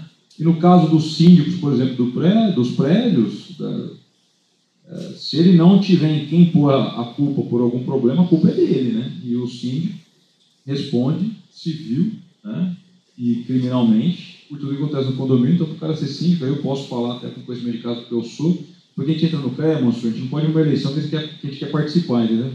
Então, eu sou síndico no meu prédio também lá. Então, na realidade, se você não tem quem pôr a culpa é sua. Então, é importante você contratar um morador do meu prédio. Esses dias perguntou para mim, Nelson, se eu conhecia alguém que assentava piso bom, porque o piso da sacada dele estufou, né? Eu falei, não, posso até indicar, cara, mas se não reformou faz pouco tempo, você tem uma RT, conversa com o engenheiro, conversa com o arquiteto, que acompanha a obra, né? Tem uma certa garantia envolvida aí. O cara nem lembrava disso. Eu sei que ele não pediu mais o cara, depois o piso dele se consertou, então com certeza o responsável pela obra lá acabou, né, assumindo. E aí vem aquela pergunta, né, com relação à norma técnica, né? A norma técnica é uma lei, né? E aí, importante pegar o gancho, tanto do Mansur quanto da Vera, com relação à norma técnica. A avaliação tem uma norma técnica, avaliação imobiliária. Então, assim, só o profissional da área tecnológica tem condição de fazer uma norma técnica. E aí é muito importante a gente citar o IBAP nisso. O IBAP se debruçou a vida inteira sobre isso. Então, não é que o judiciário privilegia o IBAP porque o Mansur é um cara bonitão, joga tênis, faz academia, São Paulino. Não é. Né? Exatamente, o principal característica. Não é por isso. É porque o IBAP é realmente o fórum que se debruçou praticamente toda a sua história sobre isso. Então é lá que você desenvolve todo o conhecimento para pôr em prática isso. Né? E aí, quando a gente fala de avaliação, de perícia, de inspeção predial, você tem uma norma técnica. E o profissional é o profissional da área tecnológica ver isso. E, obviamente, a Luísa vai sair daqui formada, por exemplo, apta a fazer uma avaliação, mas ela vai se especializar a partir do momento que ela tiver contato com esse tipo de conteúdo que eu desenvolvi no IBAP. O Nelson passou a vida inteira fazendo isso também como avaliação, porque ele se debruçou também sobre todo esse manual. O Fernando está fazendo isso e assim a gente vai. Né? A norma técnica é uma lei? Na realidade, não é uma lei, né? Mas existe uma lei que obriga a observância das normas técnicas vigentes. Né? E na ausência dessas normas técnicas, uma nota fornecedor, etc. Então, assim, não é opcional seguir uma norma técnica, né? Tem até uma frase do professor Paulo Grandis que eu acho interessantíssima, né? E você não seguir uma norma técnica é análogo aí você deixar a impressão digital, um criminoso que deixa a impressão digital no local do crime, né? Então, como a gente tem uma norma técnica de manutenção, uma norma técnica de avaliação, tenho certeza que a Vera, no embasamento que ela bem citou, e eu sofri muito com essa questão, Vera, porque minha esposa é advogada, Patrícia. Então, a gente que é engenheiro, a gente quer fazer muito rápido, né? E ela falou, onde você escreveu isso? Você se baseou em quê para tomar essa decisão? Né? Então, foi por meio dessa convivência com ela que eu passei a me policiar muito mais com relação a isso, depois de muita bronca, né? Então, a gente realmente precisa. E aí, um caso que eu acho que ganha aí uma repercussão enorme é o caso da Cinelândia, né? Do prédio que desabou. Quando você tem um colapso estrutural, desabamento de um prédio, nunca é um fator só que ocasiona. Geralmente é a perfect storm, né? É um conjunto de situações que ensejaram o desabamento de um prédio. Mas sempre tem um que aflora com mais intensidade, né? No caso da Cinelândia, edifício de verdade, você teve aí a repetição, a tentativa de repetição da arquitetura num andar, copiando um outro, sem levar em conta que a disposição estrutural, os andares eram diferentes. Então, num andar poderia ser uma área igual essa daqui, sem nenhum pilar. No outro não poderia, porque você tinha pilares que nasciam de forma intermediária, diferentemente do andar mais abaixo. E aí, quando você limpou a área de toda a alvenaria, você arrancou o pilar, né? E aí o prédio gerou uma carga dinâmica, o prédio veio abaixo, né? E acabou vitimando aí uma tragédia, acabou vitimando aí em torno de 20 pessoas, né? Então, olha lá, aquele prédio mais alto ali, ó, quando ele veio abaixo, ele acabou derrubando os outros dois, um pedacinho ali, uma parte do anexo do Teatro Municipal do Rio de Janeiro, né? Então, são fotos da época, né? E aí, quando a gente fala de RT, a gente vê lá, né, que tinha um engenheiro que estava no processo, né, e esse engenheiro acabou sendo implicado, independente dele falar que ele estava responsável só por isso, por aquilo e tal, né? Valeu que está na RT. Inclusive, vindo para cá, eu estava falando com uma moradora de um condomínio que eu dou consultoria lá, e ela apresentou uma RT de instalação de ar-condicionado, e a engenheira colocou que ela não era responsável pela execução, só pelo projeto. Eu falei, não, está tudo bem, mas quem que vai ser o responsável pela execução? Né? Tá certo, mas eu preciso de alguém. E aí, para explicar para o morador que a RT não estava cobrindo tudo aquilo que precisava, gerou um certo desgaste, né? Então, não importa o que o cara fala, importa o que está escrito, né? Tem até uma frase interessante do direito, também aí resquício das conversas com a minha esposa, o que não está no processo não está no mundo, né? Então, a gente precisa tomar esse cuidado.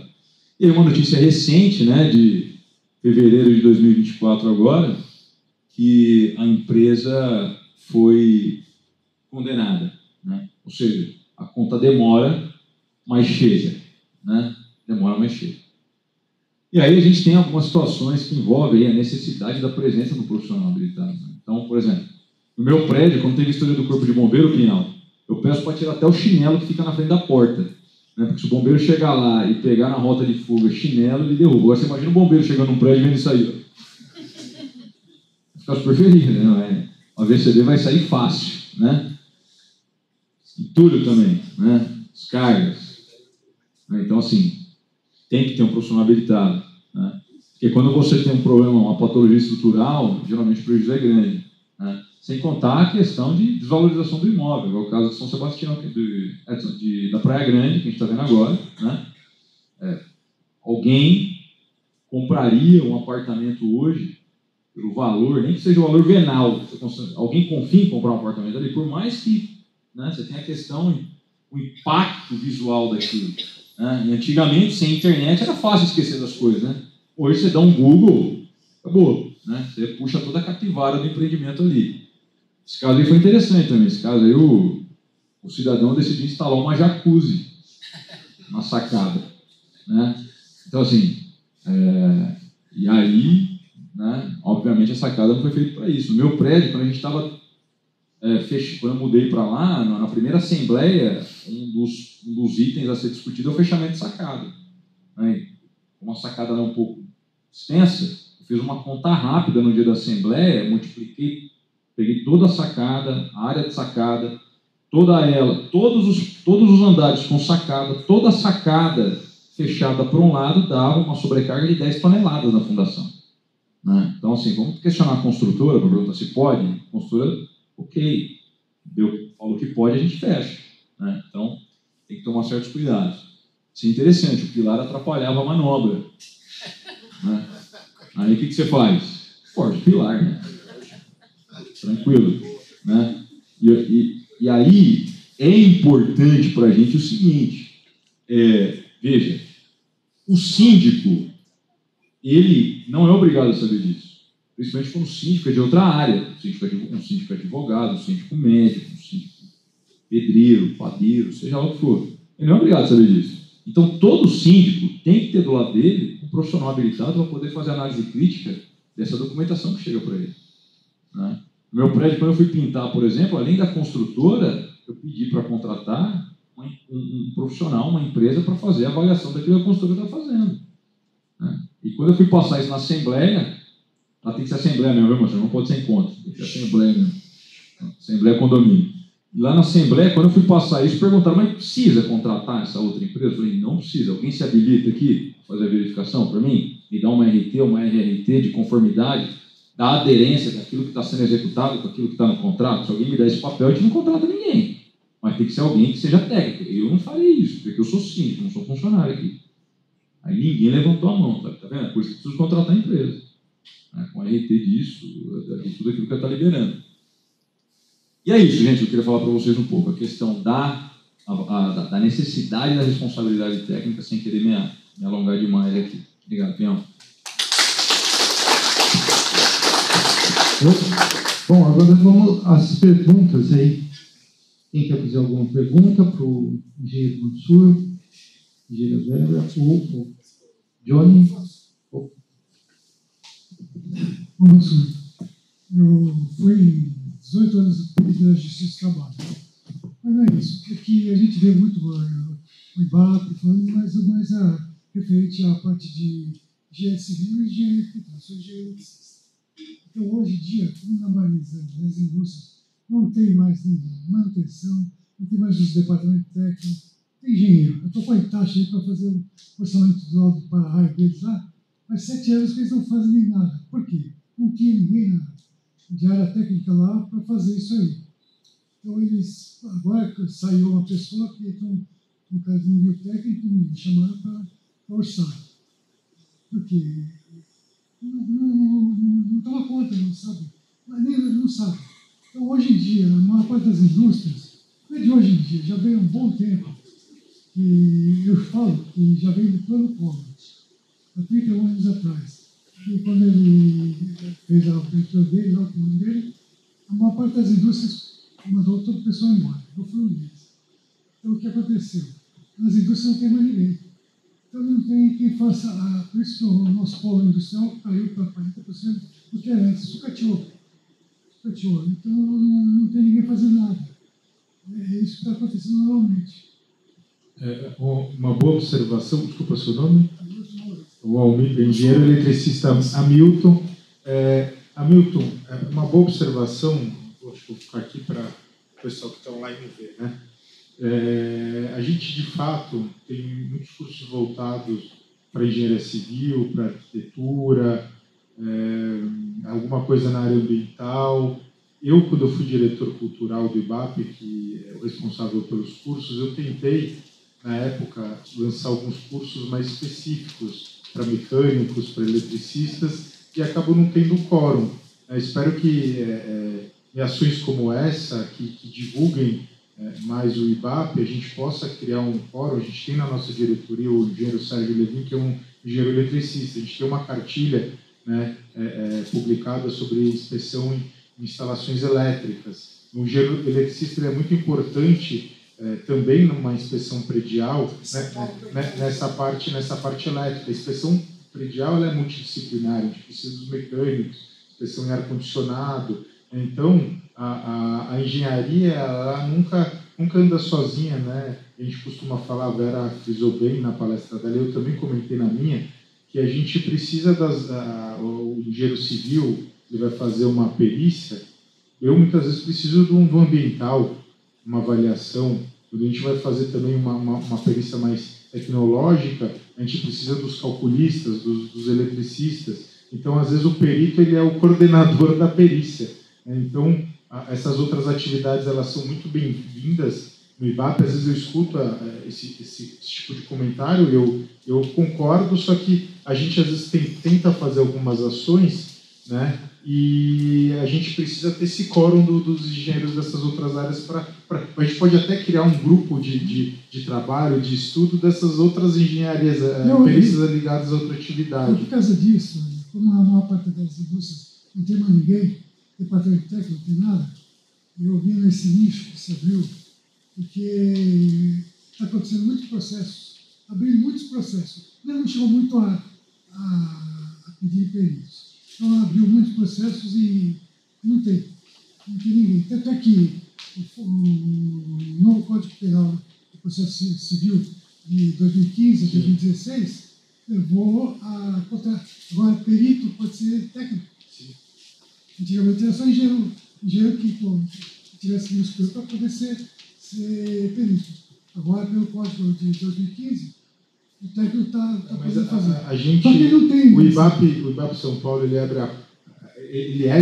da engenharia em geral, mas ele está sempre aberto aos engenheiros que não são civis, que são de outras áreas, né, para que a gente possa ter atividades para esses peritos. Não adianta, a gente tem bastante engenheiro agrônomo também, que sempre reclama, às vezes, no IBAP está faltando o curso de avaliação de imóveis rurais, daí a gente faz o curso, tem pouco quórum. Né? Então, a gente precisa que esses engenheiros dessas outras áreas participem mais do IBAP para que a gente possa promover essas ações para qualificar e eles possam entrar nesses nichos de mercado específicos. Formei com um grupo, só um que está aqui comigo, o Luiz Luciano, nós montamos um grupo que eu chamei de nome de fantasia e central de perícias Mogi das Cruzes. Então, nós temos engenheiro mecânico, engenheiro civil, engenheiro elétrico, temos a auditor fiscal do Ministério do Trabalho, que aposentou, o Cícero de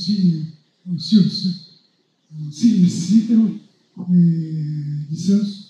Então, nós estamos, quando pedem algumas coisas, às vezes me ligam e pedem um engenheiro. Nós fizemos na ICER, da Produquímica, lá recentemente, uma perícia, mais área civil, né? No estadual, quer dizer, no estadual. E pedia um engenheiro mecânico. Aí enviamos um engenheiro mecânico lá para acompanhar, porque eles não tinham um engenheiro mecânico para poder defender uma maquinária que eles compraram que não chegou a nada. Excelente, o BAP está de portas abertas, se quiserem exercer essas atividades desses grupos para que a gente possa ter ações relevantes para essas outras engenharias também. Parabéns pela explicação sucinta. Querem vir aqui também? Ficar aqui? Vera e o Johnny. Isso, legal. Estou me sentindo aqui sozinho. Deixa eu aproveitar para só fazer um comentário que o Mansur comentou. Essa questão do para-raio me chamou a atenção para outra coisa. Em condomínios, o que acontece muito é que os condomínios, seja condomínios empresariais ou residenciais, se você não tem um plano de manutenção, o que aconteceu lá no meu condomínio? A gente tem plano de manutenção lá há muito tempo. O síndico lá aprendeu com o síndico anterior, fez o plano de manutenção lá. E o que acontece? Quando queima lá uma adega, quando dá algum problema de elétrico muito forte, o morador vem querer que o condomínio reembolse, por exemplo, eu apresento o plano de manutenção e o cara vai falar com a concessionária. Então, assim, aquele gasto que eu tenho com essas manutenções preventivas se pagam muito rapidamente quando eu eximo o condomínio de uma série de problemas que o próprio morador traz. Então, é só que a gente tem um problema cultural, né? Porque para você fazer, você precisa pôr dinheiro na frente, prevendo um eventual problema. E, geralmente, o condomínio, infelizmente, ele só olha a questão do valor do condomínio. Se tiver que aumentar o condomínio, gastar mais, o cara não enxerga o investimento. Então, a gente tem um problema cultural aí também a ser vencido. Desculpa, Fernando, eu queria fazer esse complemento. Parabéns pela explicação bem sucinta, de fácil entendimento. Só colocar uma experiência que nós tivemos recentemente, até na parte de explicação do qual o objetivo daquele laudo, qual o objetivo daquela perícia, aquele documento que você está fazendo, aonde você quer alcançar. Com essa lei de Mogi de inspeção predial, Tá um monte de gente de condomínio procurando. E nos foi solicitado um orçamento para fazer uma inspeção predial. Quando eu fui ler a proposta, então, inspeção predial, mas é para construção acima de 15 anos que começa, né? Essa lei é só com construções acima de 15 anos, e ela não tem 15 anos. Quando a gente foi ver o que os moradores precisavam, era de um laudo para entrar com um processo contra a construtora. Então, o objetivo que a gente tinha era totalmente diferente. Eu queria ver se vocês poderiam explicar mais essa parte, até na parte judicial, que eu trabalho com ela também, que é tantas iniciais poluídas. Porque a pessoa quer um ressarcimento com um vício construtivo e lá está falando que a parte elétrica está ok. O que isso me agrega? O que isso vai agregar ao trabalho?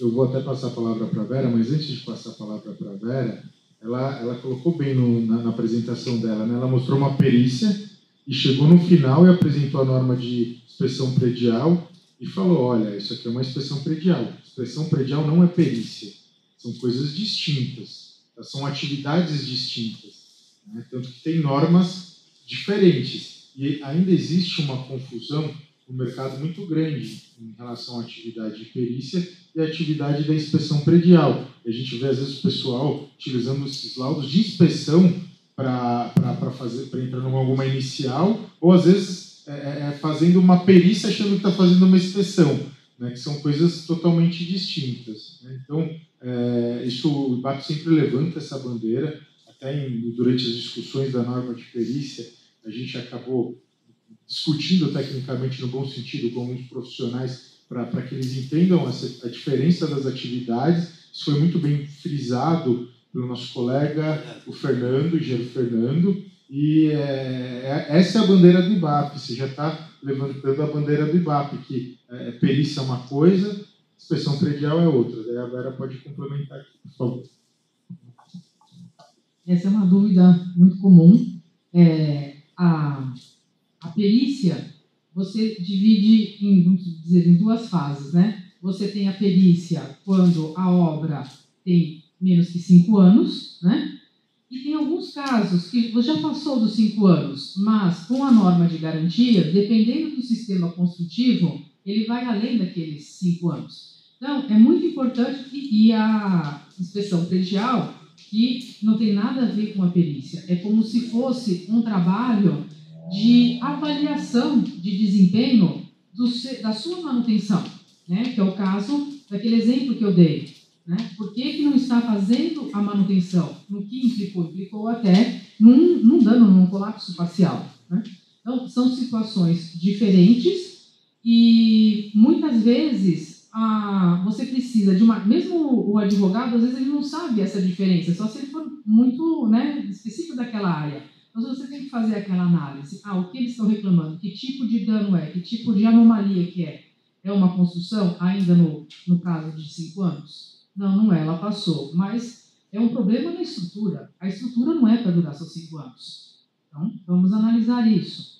Ou então, o problema foi não de um vício construtivo, de um erro de projeto, ou da construção, ou de um material especificado errado. Não é uma anomalia endógena. É alguma coisa que aconteceu ao longo do uso, como é aquele caso, que foi a falta de manutenção. Isso, a inspeção predial veio para te dar essa garantia de que aquela manutenção, se você tem um profissional competente para fazer aquilo ou não, se aquilo está acontecendo como deve acontecer, se não, quais são as prioridades que você deve agir, né? Em que momento e como fazer. Então, são situações diferentes, mas realmente tem que ser alguém da área para entender essas diferenças e orientar o cliente. Só complementando e ampliando esse seu comentário, isso é muito importante em todas as atividades da perícia, como, por exemplo, a própria avaliação, né? Quando você está sendo contratado ou nomeado como perito para fazer uma avaliação, você tem que entender qual a finalidade daquela avaliação. Eu dou um exemplo, né? Eu falo que a gente vive numa escola polivalente, onde existem vários tipos de valor. Não só existe um tipo de valor. Antigamente, a gente falava que era a escola univalente, só o valor de mercado, né? Então, dou um exemplo quando eu vou explicar os tipos de valor, né? Tem um aquário gigante no meio de uma sala e pergunto para a turma, né? Falo assim, olha, se eu quiser considerar o valor de mercado desse imóvel, eu somo ou subtraio esse aquário? E fica uma discussão na turma e eu faço uma enquete. Quem queria ter esse aquário gigante que vai até o teto no meio da sala? Uma ou duas pessoas levantam a mão. Eu falo, isso não é o mercado.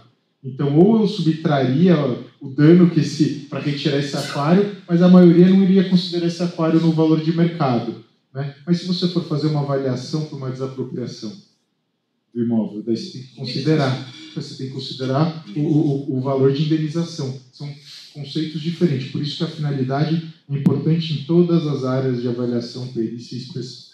Tem até uma questão social, né, Mansur? Porque uma avaliação mal feita pode levar o juízo a uma conclusão errada e cometer uma injustiça. E leva a uma conclusão errada. E ele vai cometer uma injustiça, né? Porque ele estava mal orientado por uma avaliação mal feita. Então, é esse o problema. E, infelizmente, a gente também vê alguns juízes, né, aceitando avaliações de profissional que não é habilitado, né? E a chance ali de dar estabelecer uma pena ou uma indenização, uma tomada de decisão equivocada é muito grande. Então, cabe a gente, cabe ao CREA São Paulo, cabe ao IBAP, cabe aos profissionais o CAL, militarem em prol do profissional habilitado à frente dessas tomadas de decisão, né? Outro ponto observado também, que às vezes é até uma degradação por profissionais mesmo, que a gente mais tem que explicar, até engenheiro, que não sabe fazer avaliação, chega para nós, qual que é o valor daquele imóvel lá? Mas não precisa fazer laudo, é só você me falar quanto que é mais ou menos. É técnico, é um estudo técnico. Eu não sei quanto que é, não faço ideia de como funciona lá. Eu vou ter que fazer todo um estudo e um laudo, aí eu chego no valor. Fora isso, não tenho o que te dizer. E constantemente a gente tem que explicar tudo isso, e muitas vezes para profissionais formados e habilitados para fazer, que não conseguem fazer. Uma grande briga que a gente tem que ter, né, além dessa briga institucional externa, que ela é muito importante também, não digo nem que é uma briga, é uma luta interna, que é o que a gente está fazendo aqui hoje. O IBAP, a associação, o CREA, de qualificação dos nossos próprios profissionais. Porque a gente se qualificando e tendo a nossa área fortificada, daí o externo bate e volta. Eu vou falar que não é bem perguntar, é experiência, né? Acho que quanto mais convive com isso, mais a gente aprende, mais vê. Nós erramos também, não erramos, mas hoje eu fui perito judicial 30 anos. E, em um certo momento, eu comecei a trabalhar do outro lado também. Deixei a perícia judicial, em Mogi, e comecei a trabalhar como assistente técnico da parte. E fui conhecer o outro lado. E conhecer quem são os peritos, né? Peritos bons. E a maioria não tem conhecimento. Ou ela faz isso no bico, ou ela está tentando entrar no mercado. Eu acho que é justo, né? Que nós também passamos por isso no início.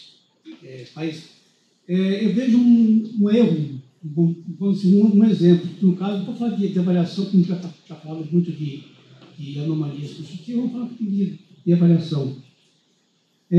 Aquele caso que nós estávamos conversando lá fora. A pessoa vai fazer uma avaliação por faturação. Tudo bem. Eu acho que é um caminho ótimo, né? Que você mostra realmente, você faz equalização de topografia, área, transposição, enfim, você chega no valor. E as pessoas começam a colocar lá, não, a minha oferta tem mais do que 10 km, então eu vou jogar peso 1. E tem menos de 10 km, eu vou jogar peso 2. Eu fico pensando, mas o que é peso 1, peso 2? Onde que buscou, né? E tem algum estudo científico para dizer isso? Por causa de distância, que seria o quê? A transposição. Eu falo isso porque é o seguinte, um perito fez uma avaliação de uma desapropriação, e usou estatística, inferência estatística. Até aí tudo bem, quer dizer, eu acho ótimo, é uma avaliação ótima. E pegou 30 imóveis. Bom, só que desses 30 imóveis, ele utilizou 2, 3 que está próximo ao imóvel, e a maioria é distante. E quando você olha o preço unitário de pesquisa, sem modificação, tem lá 2, 3, um exemplo, tá? 2, 3, 4 imóveis, está R$1.000, o restante está R$300, R$400 por metro quadrado. Eu falei, peraí, mas tem muita diferença nisso. E aplicou direto na inferência. Jogou só a questão de distância e topografia, peso 1, peso 2. Quando ele fez o valor final, ele chegou a uns 600, R$700 por metro quadrado, vamos arredondar. Aí veio para mim fazer a crítica. Falei, a avaliação boa, feita por um aplicativo, né? Bom, eu também faço isso. Mas aí deixa eu ver quanto custa o metro quadrado próximo ao imóvel. Aí pesquisei 4 imóveis próximos, valor de R$3.000 no metro quadrado, sem fazer a humanização. Peraí, mas ele achou entre 1 e 300. São 30 imóveis. Praticamente ele tirou a média, colocou o peso 1, 2 para questão de distância e achou R$700. Eu não ataquei no aplicativo, porque o aplicativo é bom. Só que quem está por trás do aplicativo não soube utilizar. E tem que ser feito a humanização da transposição antes de ele colocar no aplicativo. Eu vejo dessa forma. Usar a forma genérica para depois ele jogar esse valor no aplicativo. Aí fiz um áudio com 5 elementos só, e pelo método de faturação. Também a ponderação, ninguém aplica isso. Faz a multiplicação dos fatores e já joga no final. Não segue no caso de RAP, tem o estudo científico para isso. E no final eu achei a R$2.600 o metro quadrado, com imóveis com 1 quilômetro de distância, 500 metros de distância, 2 imóveis variando. Agora vamos ver o que é que vai dar, mas quer dizer, o perito é bom, o software é bom, só que quando foi feita a aplicação dessas ofertas, foi da forma errada, porque jamais poderia valer R$700. Eu tenho 4 imóveis, que é quase do lado, e R$3.000 o metro quadrado. Eu faço uma observação, Nelson.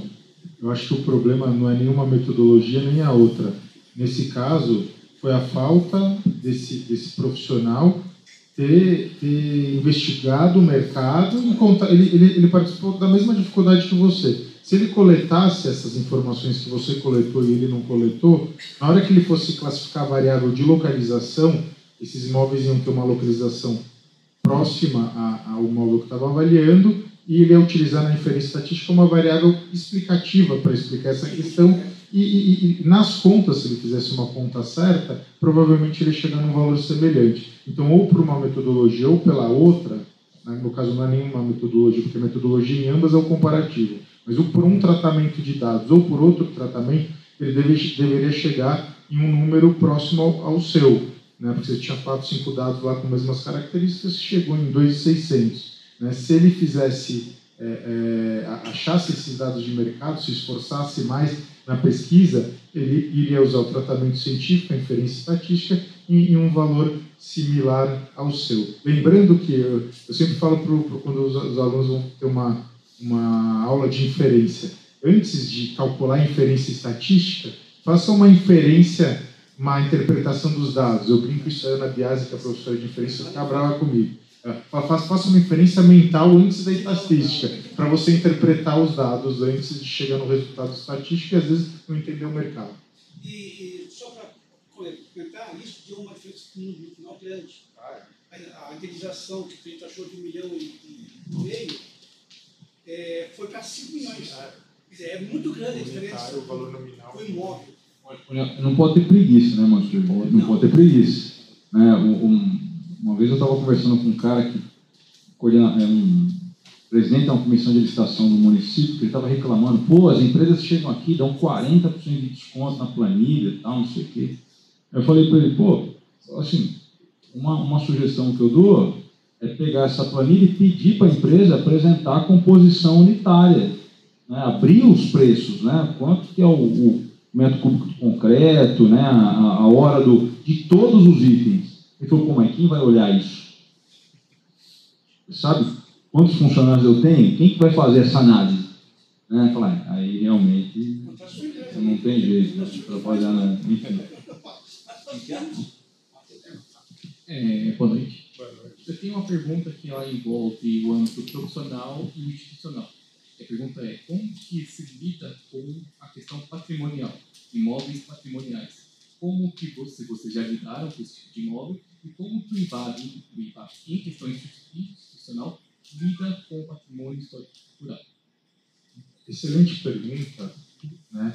E daí a gente volta no que o Fernando falou, né? Depende muito do propósito que você está fazendo a avaliação, tá? E também da escola polivalente que existe, né? Então, se a gente estiver falando de valor de mercado, né? O fato de um imóvel ele ter uma característica cultural, ela pode ser valorizante ou desvalorizante, eu não sei. Às vezes um imóvel tombado, né? Pode ser um imóvel que ele tem alguma característica de algum arquiteto, né? Que vai agregar algum valor de mercado. Mas pode ser também um nível de tombamento, que às vezes o arquiteto não é tão reconhecido, a obra não é tão reconhecida, que pode ter uma desvalorização por conta de uma menor utilidade daquela propriedade. Isso em valor de mercado. É a mesma coisa do conceito do valor ambiental. Às vezes eu tenho uma área com muita vegetação, que para um desenvolvimento imobiliário eu posso pagar pouco. Mas o que aquele imóvel traz para o meio ambiente, o valor ambiental é muito alto, muito maior do que o valor de mercado. Então, assim, em termos práticos, eu preciso saber por que eu estou avaliando aquilo. Às vezes, se eu for estar avaliando por uma garantia bancária, se o banco retomar aquilo, numa retomada, às vezes tem que suportar o dinheiro que o banco emprestou. Será que numa revenda ele vai reaver aquilo, vai ser seguro para aquela operação? Né? Ou você está avaliando mesmo para entender o valor histórico daquela propriedade, que pode ser às vezes maior do que o próprio valor de mercado. Então depende muito da finalidade que você está fazendo aquela avaliação. Às vezes você quer até entender, às vezes você quer fazer uma avaliação econômica para saber se existe algum potencial para utilizar aquela propriedade para alguma coisa turística, né, cultural. Então, isso depende muito da finalidade. E, às vezes, na maioria dos casos, o pessoal pensa que é uma característica, o imóvel está tombado, então vale menos. Não, às vezes pode valer mais do que pelo fato dele estar tombado e ter uma característica cultural. Caso a caso, né? Engenheiro, eu acredito que o Lucas, que é arquiteto, ele estava mais interessado não na avaliação, mas sim na perícia. Ele trabalha com escaneamento a laser de propriedades, principalmente de patrimônio, e aí entra a questão da perícia. Hoje, o IBAP ele não tem uma área tão difundida, posso dizer que nem tem uma área de perícia no patrimônio histórico, né? Só de avaliação. A gente tem até alguns cursos, acho que no segundo semestre vai ter um curso sobre avaliação de imóveis com esse potencial de patrimônio histórico, né? Mas a parte de perícia propriamente dita não tem. Te convido, se você quiser participar do IBAP e discutir essa área, abrir um grupo de trabalho sobre isso, se associar ao IBAP, te convido para a gente poder... tem inclusive uma aluna da nossa pós-graduação que ela estudou um pouco isso e a gente pode começar a montar um grupo de estudo. Lucas, já ganhou a sexta, né? Valeu a pena já. Agora também tem a questão da oportunidade, né, Mansur? Tem um caso de dois empresários, um comprou um terreno na Dutra, no comecinho da Dutra, comprou o terreno, um ponto super bem localizado, um entreposto ali, o terreno do cara valorizou demais a oportunidade. O outro empresário quis comprar lá também, o Rodoanel passou em cima e está brigando até hoje na justiça. Então, assim, é uma questão, né, de oportunidade também, né, nessa questão não do patrimônio histórico, mas uma avaliação em geral, que é o potencial construtivo que ele falou. Né? Então, assim, o terreno vale 40 milhões, mas com potencial construtivo, teve dentro do CEPAC, o gabarito subiu, pode ser feito um AAA lá no Jardins, o negócio é para quantos milhões? Então, isso é técnica, não pode ser no chutômetro, né? E é legal, como o senhor falou, que é uma frente, porque as edificações elas estão envelhecendo, né? E às vezes o cara quer fazer um tombamento, não por uma questão que ele está preocupado com a arquitetura, é porque ele mora ali perto e não quer que construa prédio para não atrapalhar a vista dele, né? Então, se o cara quer ter uma vista boa, pague por isso, mas não ferre ali uma área que pode ser uma área de serviço, pode ser um shopping, de repente não tem identificação cultural nenhuma mais, né? No meio tem uma Smart Fit lá, e o cara quer tombar a área lá. Então, assim, tem que ser critério técnico, né? Então é legal o senhor ter falado isso, que é uma frente que está aberta. E até os níveis de tombamento. Às vezes você tem tombamento só da fachada, né? Às vezes você tem um tombamento total. E às vezes os profissionais que atuam nessa área, por exemplo, podem ajudar numa interpretação de casos que a gente faz alguma avaliação. Né? Porque é difícil a gente ter acesso a essas informações, a interpretação. Tem um caso lá em São Paulo, o Pátio Malzone, que é um empreendimento da... Fugiu o nome, que é um dos terrenos que foram vendidos pelo maior valor unitário, e você tinha um imóvel de patrimônio histórico no meio, e fizeram lá na Faria Lima aquele prédio comercial que passa por cima daquela casa, lá no meio do terreno, e acho que foi a Brooksfield, né, que fez esse empreendimento. É o metro quadrado mais caro de São Paulo, e tinha um imóvel tombado em cima. E hoje ficou super charmoso lá na Faria Lima. Você vai, visita a casa lá tombada e tem um office de primeiro mundo em si. O complexo Matarazzo para a igreja.